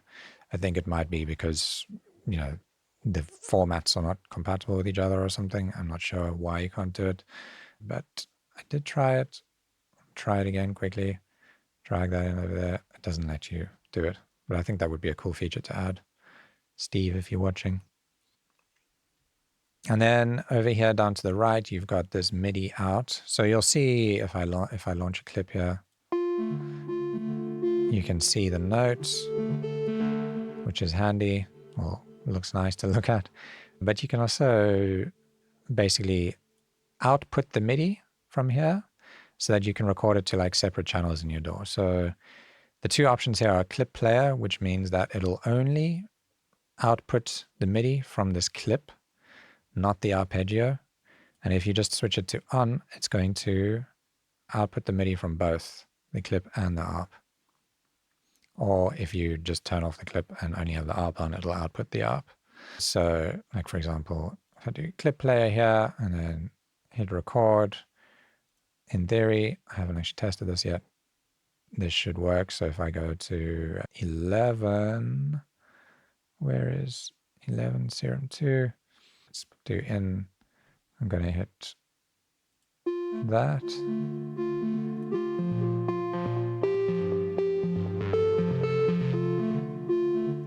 Choose Serum here. And let me close this. You can see now it's outputting the MIDI. Oh, one more thing. All the presets will have basically previews on them. So for example, and where those melodies are coming from is from the clip player. So if you are designing a preset and you want to have a preview for it, you can make a clip over here, and then you can right click that and click set as preview clip, and then that'll be the clip that plays in the preset browser. All right, cool. That's that. Let's check out the ARP next. Okay, next up we're looking at the ARP, and for the ARP I want to load up a preset here just so that we can listen to something nice. Let's go to with synth, and let's go for something analog. And now to turn on the ARP, we'll just switch it on. And now you can hear it arpeggiating a chord. If I hold it down, click on here, we can start editing stuff. So over here on the left, we've got global. This is where we can save or load banks. You get 12 patterns that you can load up. And yeah, over here we've got launch quantize. That's the same as in the other one. Basically, when you launch a clip over here, it'll play it at the next 16th note or whatever you set it to. Edit all.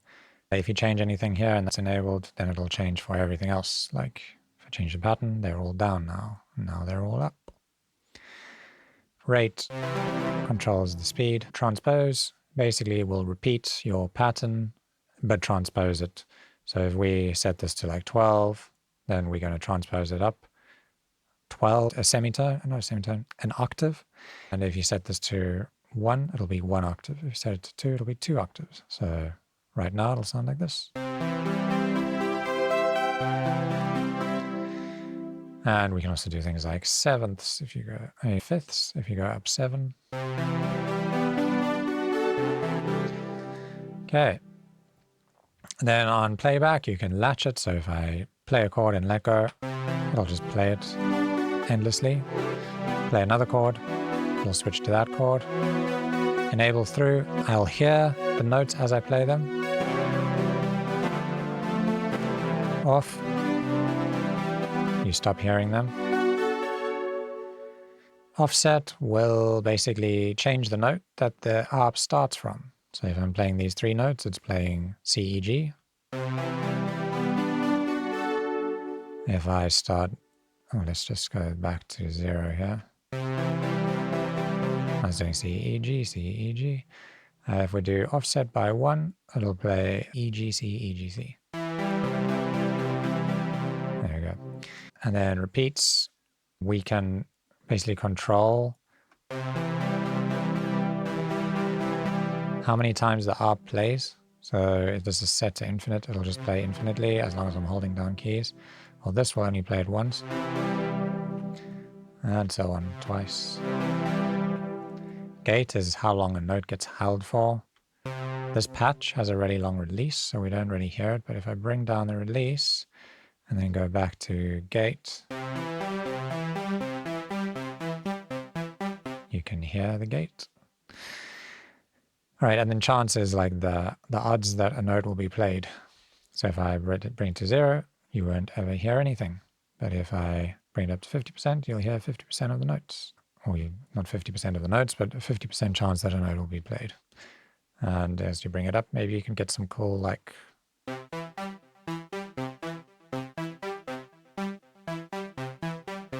if you're making ambient music or something and you want to like arpeggiate a huge chord with like a pad, this is great for that.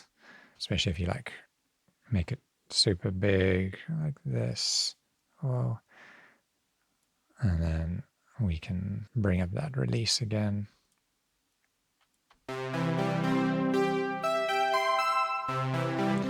Put a bunch of delay and reverb on it, and then you'll get super like ambient, interesting, evolving thing going. All right, back here.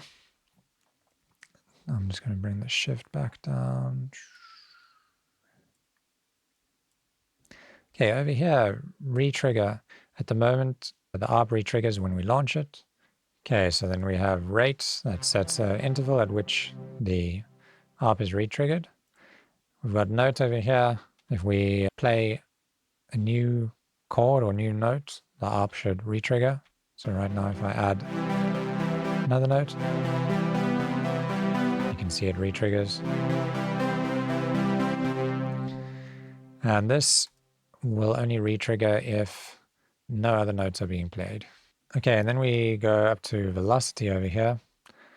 So velocity, basically you can define a target velocity. So right now the velocity is set to 1, which is a very low velocity. And the decay is instant. So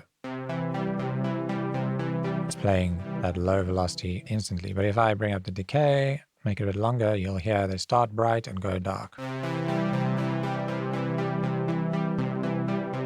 And then a retrigger will retrigger that velocity when a new note gets played. So right now if I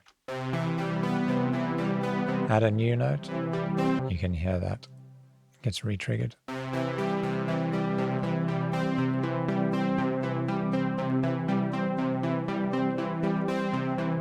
Okay, let's go back to our pattern over here and choose pattern mode.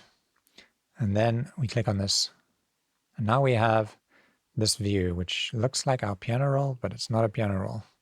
It's a step sequencer. So these, you'll see we're not seeing notes, musical notes over here, but rather numbers. And those numbers will correspond to the notes of your chord. So if you're playing a triad with 3 notes, you are going to be using step 0, 1, and 2. So you'll see that if I play a chord here, it highlights the first 3 rows. And if I add a note, it highlights the 4th row, which is labeled as 3. And if I start adding notes here, it basically enables them. I can shrink this down just like I would. This is basically our loop length, just like I would have in the clip. And now if I play, let's bring up the speed. And I can choose what order to play them in. So let's say I want to play that top note first, or second, and the middle note last. Or make a down pattern, and so on. Looking here over the left, we've got our loop length mode. So here you can like reverse, random, etc. And the random, you obviously have to set the interval. I'm not going to go through all of them because we've already been through them in the clip mode.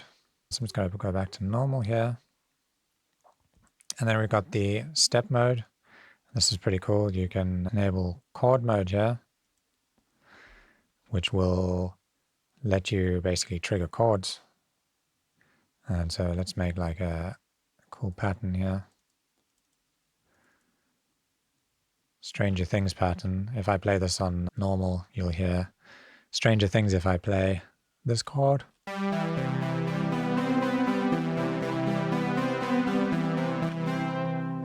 But if we switch it over to, chord mode, now we can play a cool chord. We got to just enable.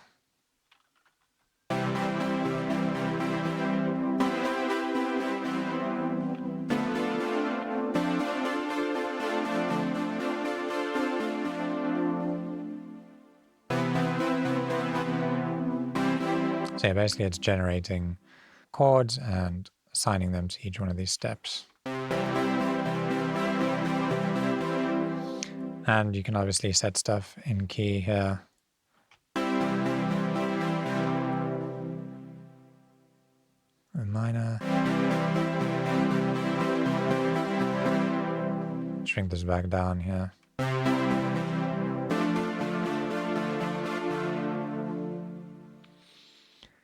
Okay, and what else have we got here? So we've got new only, so those will play new notes only. And then chords, new chords only. And then we've got a few wrap modes. So wrap is basically what happens when you have notes, have steps selected, but there's no note being played for that step. So I'm just going to set this back to normal. So now if I play this full sequence, but only hold down a triad, so only hold down 3 notes, there's going to be 3 notes that are kind of out of the pattern. So it doesn't know what to do with those, and this is where you define what to do with them. So here you can choose normal mode, and you can say, okay, well, it's going to repeat these notes over here. What is it going to do with them? At the moment, it's just going to play it at the normal octave. You could pitch it up.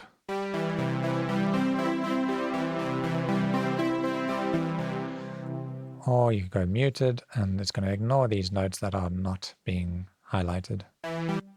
We can go to phantom, and then here we can like change the pitch of it.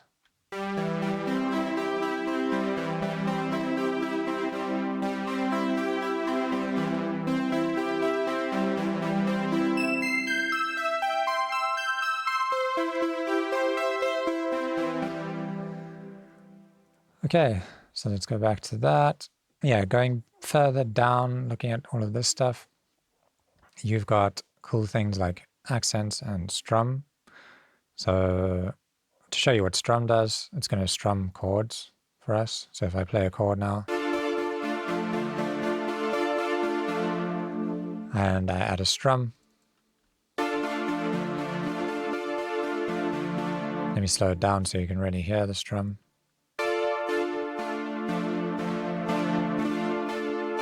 And you can hear the wind, which is pretty cool.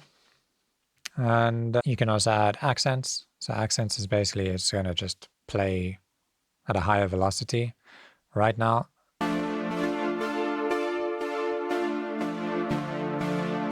it's not very obvious with this patch, but we could probably adjust this velocity a bit more to really hear it. If I bring this down.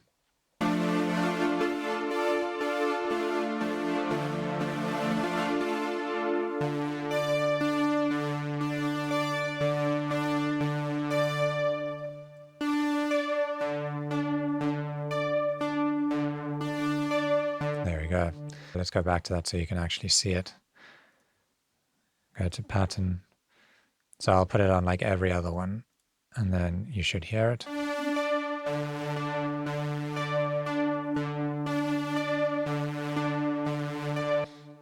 Okay. As far as I know, there's no way to skip notes. I mean, you could just delete them if you wanted to do that. And then we got some, same as the clip mode, we got automations here. I'm not going to go through all of these, but you can automate stuff, and you automate it down here. You can also change stuff here. I think this is currently velocity. You could probably change like the gate lengths and stuff, which would be cool. Oh yeah, you can also do chant. So I guess you could do it like that. If you wanted to skip notes, you could just bring down the chance of it being played. Yeah, that seems like a good solution.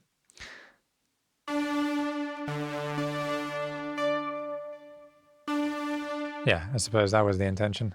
Sorry, Steve. You can launch these clips in the same way that you would with the clip mode. So you can launch these arpeggiator clips in the same way. And that is using this.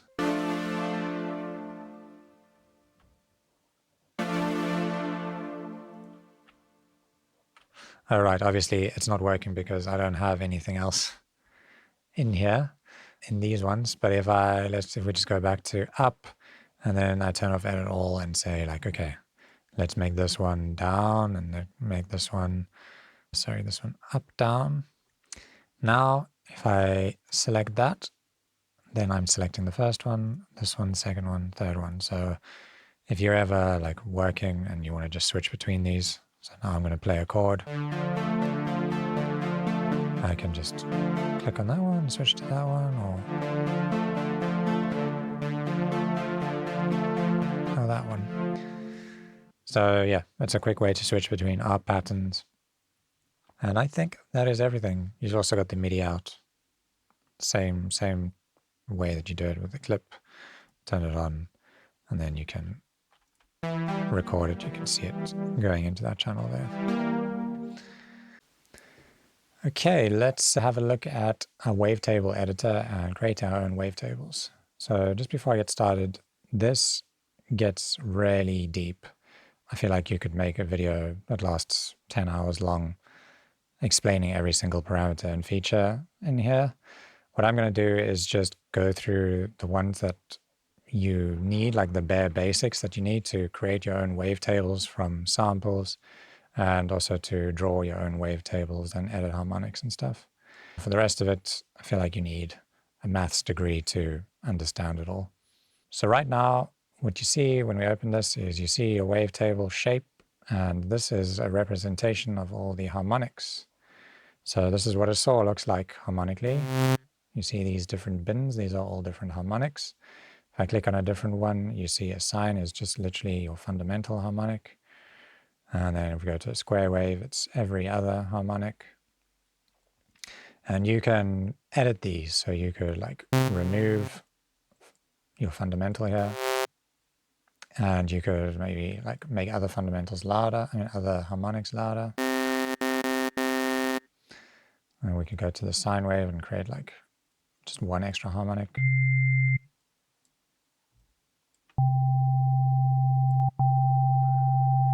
And so you can very quickly create like really unique stuff this way. Another thing that you can do is instead of drawing the harmonics in, you kind of work backwards where you can draw your own wavetable here in this editor. So if we take, for example, a slope here, and we can draw a slope down here, and let me add like a little curvy thing over here, or maybe the other direction, and another curvy thing here. So now we've drawn a completely unique wavetable that probably nobody else has, especially if we start doing some weird stuff. This is what it sounds like, and you can see the representation here of all the harmonics, and we can still alter it up here or remove stuff. You can also right click here and do some actions, perform some operations, like you can generate a saw wave. Oh, I think you need a blank one to generate a saw wave properly. Looks like it's kind of blended the two, but it sounds kind of like a saw wave. So yeah, you can go through these and like do weird stuff like shift the octave. All right, and I think that's pretty much all that's interesting. You know, I feel like that's all the basics that you need to know in this section here. Let's get on to the more fun stuff, which is importing your own wavetables and making your own wavetables from samples. So we can drag any sample from your library in and create your own custom wavetable. So for example, if I take a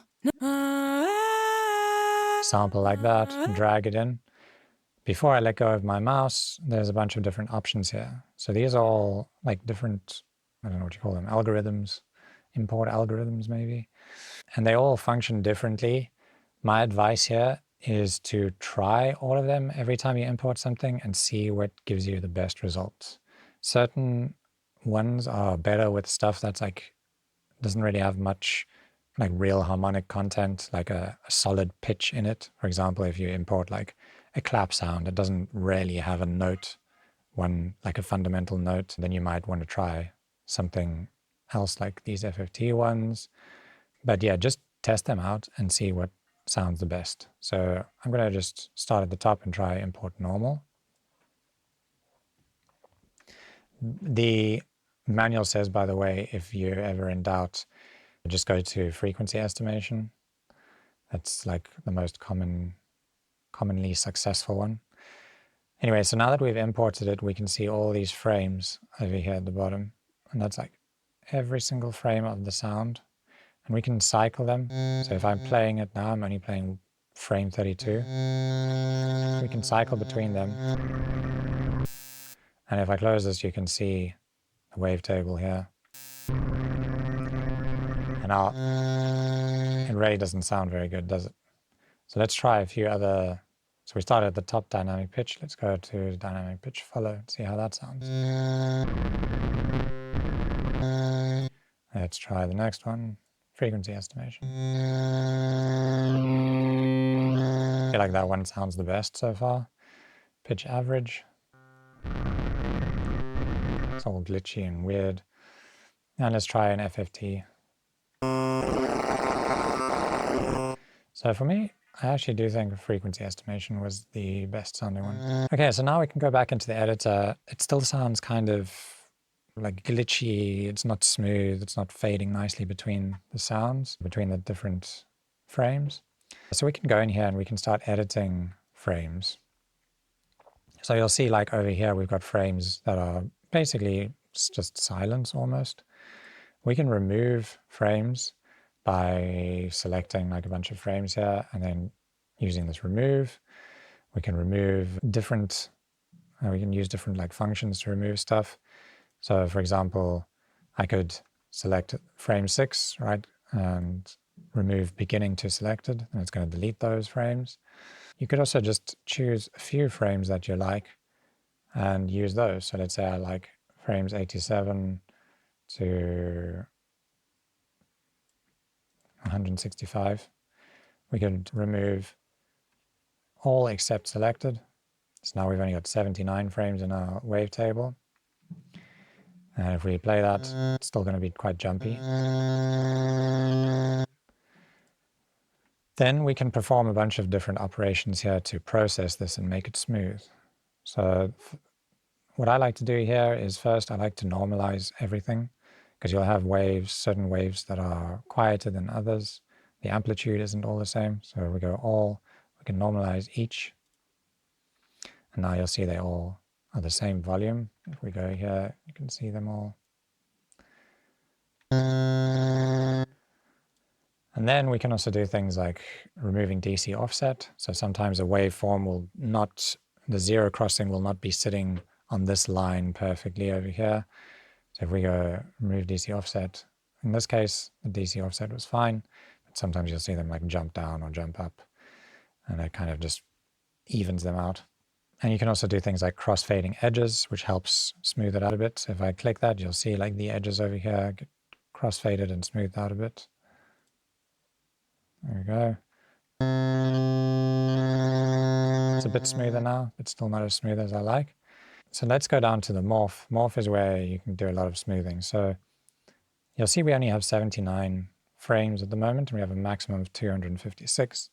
So here, if we go to morph, crossfade, or whatever, any one of these, what it'll do is it'll create like an interpolation. It'll almost like interpret what the waveforms between these would look like and create kind of its own waveforms and smooth between them. So if I click this, say Spectral, we now have 256 waveforms, and if you close it here, you can see all the frames that we imported are the green ones, and the kind of lighter grayish ones between them are the interpolated ones. And now it's smooth as we go between them.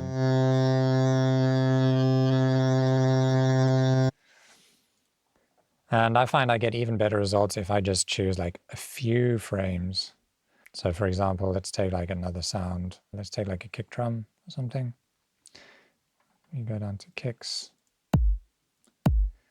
And let's import this one. Let's try frequency estimation. Okay, so now we've only got a few frames. Let's just take the first 4 frames and delete everything other than those. Remove all except selected. And now I'm going to normalize each. And I'm going to remove DC offset. I'm going to crossfade edges.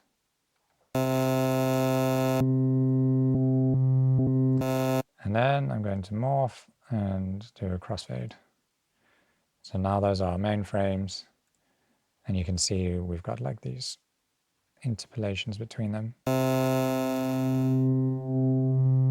Now we can get like a really smooth wavetable.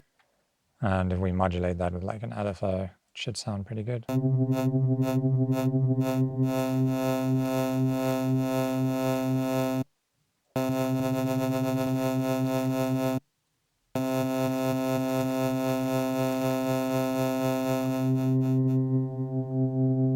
It's really smooth now. Okay, yeah, so that's basically how you import sounds, and you can import anything really. Like you can try importing like drum loops and get some interesting sounds.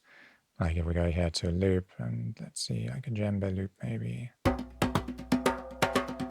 See what happens here. Let's try FFT and let's see what we've got. So over here we've got some interesting material. Maybe we take these and turn that into a wavetable. Where is it?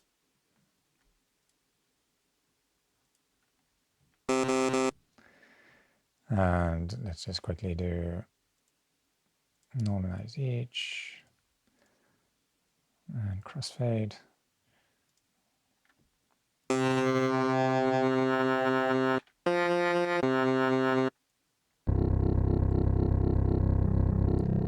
can make a really cool bass sound with this. Have a look at what that looks like here. So yeah, that's pretty fun stuff. The last thing I wanted to mention with this is that you can also import images. So like if I go to my images folder and just grab, I don't know, this picture of 3D Serum that I found online. It has to be a PNG image. And now it kind of, you can loosely see like the synth is over there, but you get all these interesting frames over here. I'm just going to remove the modulator. But straight up, you can get some cool stuff. I could imagine making some crazy big techno synth with that waveform. That one's nice and subby. So yeah, experiment with images too, because you can sometimes land on some really cool stuff. All right, so yeah, that's a Wavetable editor and importing your own samples as wavetables. Okay, let's have a look at the global tab over here. So over here on the left, you get a bunch of options. Here you can show and hide tooltips. You'll see now if we hover over certain things, it gives you little tips on how they work. So I can't imagine why you'd want to turn that off, but you can turn it off. And then you get double-click parameters. So here at the moment, when I double-click on something, it allows me to type a value. Or you can set it to reset, which means that if you move it and double-click it, it'll reset it, which I actually like quite a lot. I didn't know you could do that. I'm probably going to keep it on reset because I mostly don't type stuff in. And then mouse wheel parameter control. So that's on. I think you can adjust stuff here just by hovering over it and rolling your mouse. Keyboard shortcuts are on. Default waveform view. You can set that to 3D, and then by default, I think when you switch through stuff, or maybe, there you go. Now by default, it shows it all like that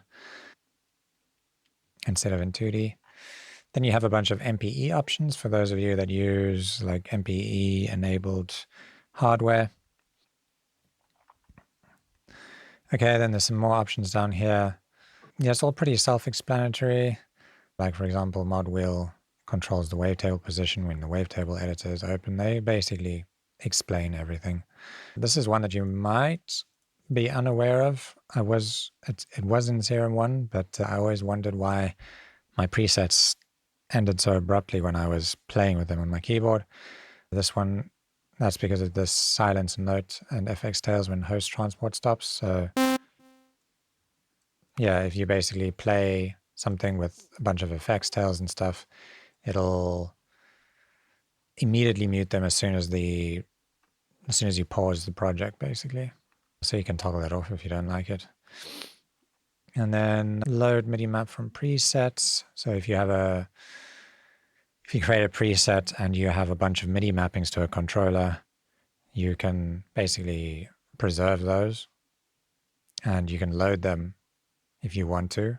I would keep that off because if you're buying a bunch of presets and they have a bunch of MIDI mappings to a controller you don't have, it could get a bit confusing.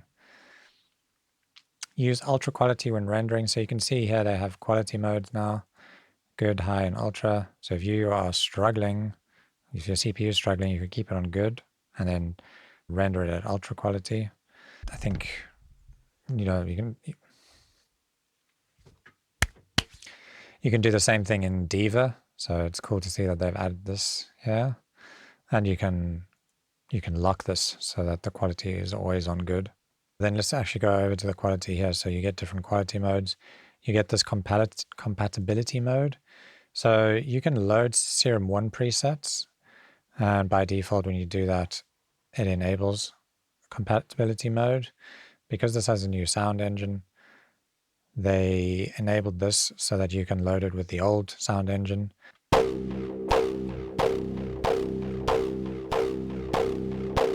Actually, in this case, I feel like the compatibility over there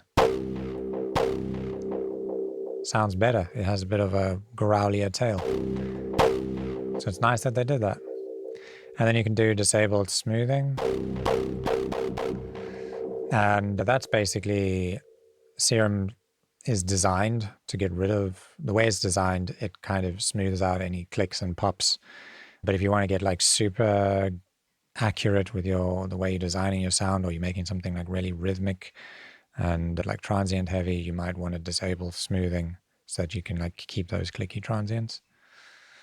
And you have custom tunings that you can load here using these tune files. And then over here in voice control, this is an interesting section. You can make the synth a lot more alive and maybe like analog sounding, kind of the same way as you would in Diva, where you'll see if I play a sound, let me just load up a different preset. Okay, so yeah, if we play this, you'll see that each time I play it, it plays a different voice, and it has 8 of these voices that play in sequence.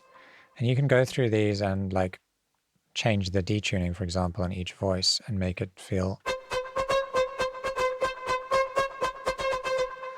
a lot more like an old broken oscillator or something, or like a tape effect, or even just like a more of an analog feel where it's slightly detuned. You can also randomize these.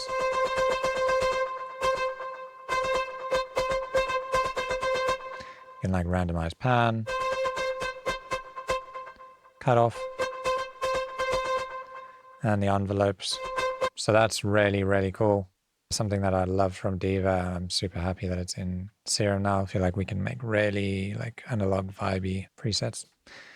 Okay, over here we have scaling. So that allows us to scale our envelopes.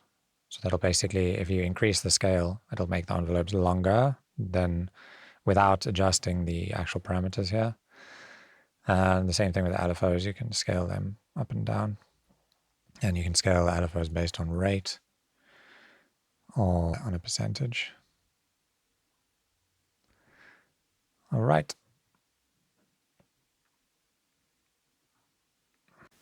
Okay, let's have a quick look at the macros. Very simple. You have 8 macros now, before we had 4. And you can assign these by clicking and dragging onto any parameter. And the nice thing with macros is basically they allow you to control multiple things with one knob. So like, for example, let me just initialize a preset. If I had a cutoff filter and I wanted to open it up at the same time, increase the decay, I could map this to the cutoff and to the decay.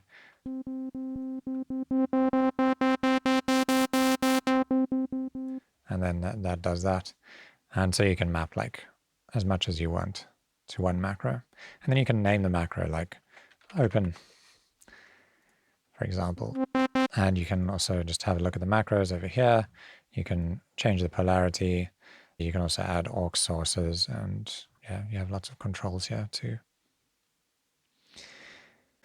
Okay, let's go down to our keyboard over here. So first up, you've got transpose, lets you move up and down in semitones away from the tonal center. So if you're on C3 and you go transpose 1 and you play the same key, it now plays C sharp. Key, we can basically lock Serum into different keys. And so now when I play different keys, it will not let me play out of scale. It basically mutes the notes that are not in key. And then we have swing. So we can add swing to things like our arpeggiator.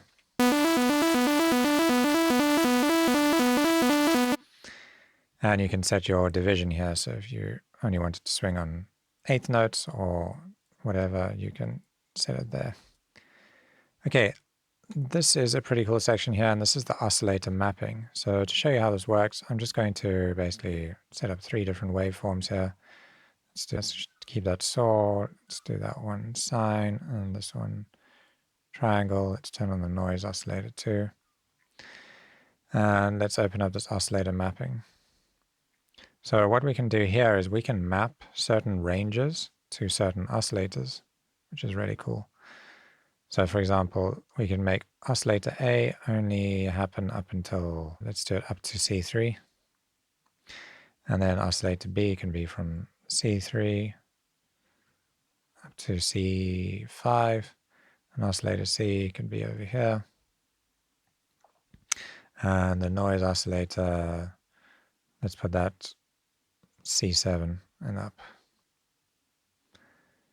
So now when I play notes, let me turn off this ARP. So now we're playing that oscillator A is only playing over here. As I go up, we get the sine wave. I'm going to go up to C5 now. And we get that oscillator C. And if I go all the way to the top, we get the noise. And I can kind of imagine a use case where you have really crazy expressive instruments that you build. Basically, you could have like different samples in here, for example. Maybe you could load like, let's see, a sample over here. Let's use one of those over there and a different sample over here. And you kind of run them all through the same processing. But then you just play melodies in like different octaves and you triggering different oscillators. I think it could be really, really interesting and unique.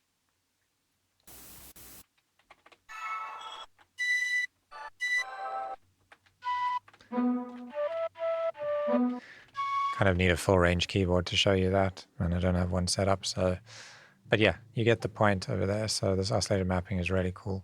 You can also map velocity to different oscillators. So basically, depending on how hard you play a note, it'll trigger different oscillators. So like if you play, if you want just your sub to play, for example, and nothing else, you could map that to a low velocity, and that means when you play a note softly, the sub will play. When you play it hard, the sub disappears. Yeah, you could imagine doing things like making a synth that only has a sub when you play a note hard, and then when you get to the drop and you like kind of slam your keys, the sub comes in. Yeah, the possibilities are endless here.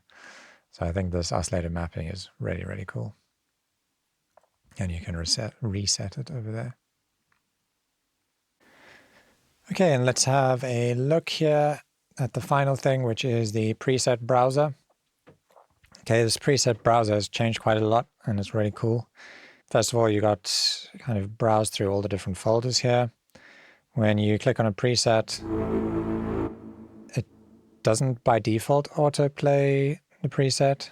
You can click these to hear them, but basically they have MIDI clips assigned to them, and you can turn on autoplay here. I have it on, but it's not on by default. And so when you browse through presets, you can hear them.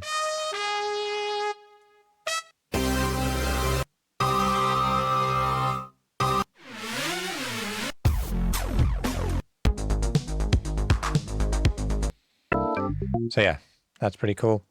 And then there's some other really interesting options here. You've got this hybridize, which basically will combine 4 different presets, I believe.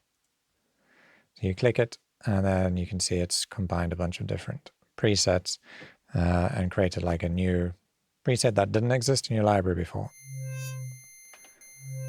The results can be questionable. Like, I'm not really sure how useful that one would be, but you can keep on trying it, hybridize. And another cool thing you can do is load a random preset. It loads it, and then you can hybridize favoring selected preset.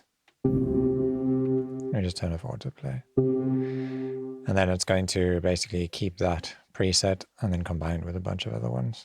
So I thought that was a pretty cool addition that they did there. Yeah, then you can delete presets, rename them, turn on autoplay. These fallback clips are basically if there's no MIDI clip that's been created for the preset, it'll use this fallback clip. So like if you go to Serum 1 presets here and you play something, it just uses this fallback clip, so everyone is using these fallback clips because we didn't have this feature yet. All right. And then you have rescan database. That's if you've added something like a new folder or a new preset pack, something, you can rescan your database so that it populates it here. And if there's something wrong, like you're still not seeing it, you can erase and rebuild database, which apparently you should never really need to do in normal situations. Okay, then you can sort by location, name, category, date, and when you click on a preset, you can see like the preset name, the author, the category, description. You can see over here all your macros for the preset. So while you're browsing presets, you can test out the macros. Over here, you can filter by categories. Like if you just want pads, you can just search for pads here. And then you also have the ability to create and upload packs, basically, or create your own sample packs. So before we would basically just make a folder of presets and then zip them up and sell them like that. Now creators can save presets and create packs. Yeah, so at the moment I've just got a user, an empty user folder over here. Oh, it's got one preset in it. And if you right click it, you can create an export pack. And here you can put in the pack name, the author, your website, description, and even add some pack artwork, which is really cool. Oh, and it's got this option to initialize disabled oscillators. And then you click create pack, and that's that. So yeah, guys, thanks for watching this. If you made it all the way through the end, you should now know your way around Serum 2. I hope you enjoyed it. I know it was really long. And yeah, if you liked the video, please support us by checking out basicwaves.com, buying some of our preset packs. I'm going to be working on a big preset pack for Serum 2 now. It's the obvious next step. I'm actually going to be live streaming it. So if this video is still new when you watch it, you can catch the live stream series coming up next. Yeah, see you around.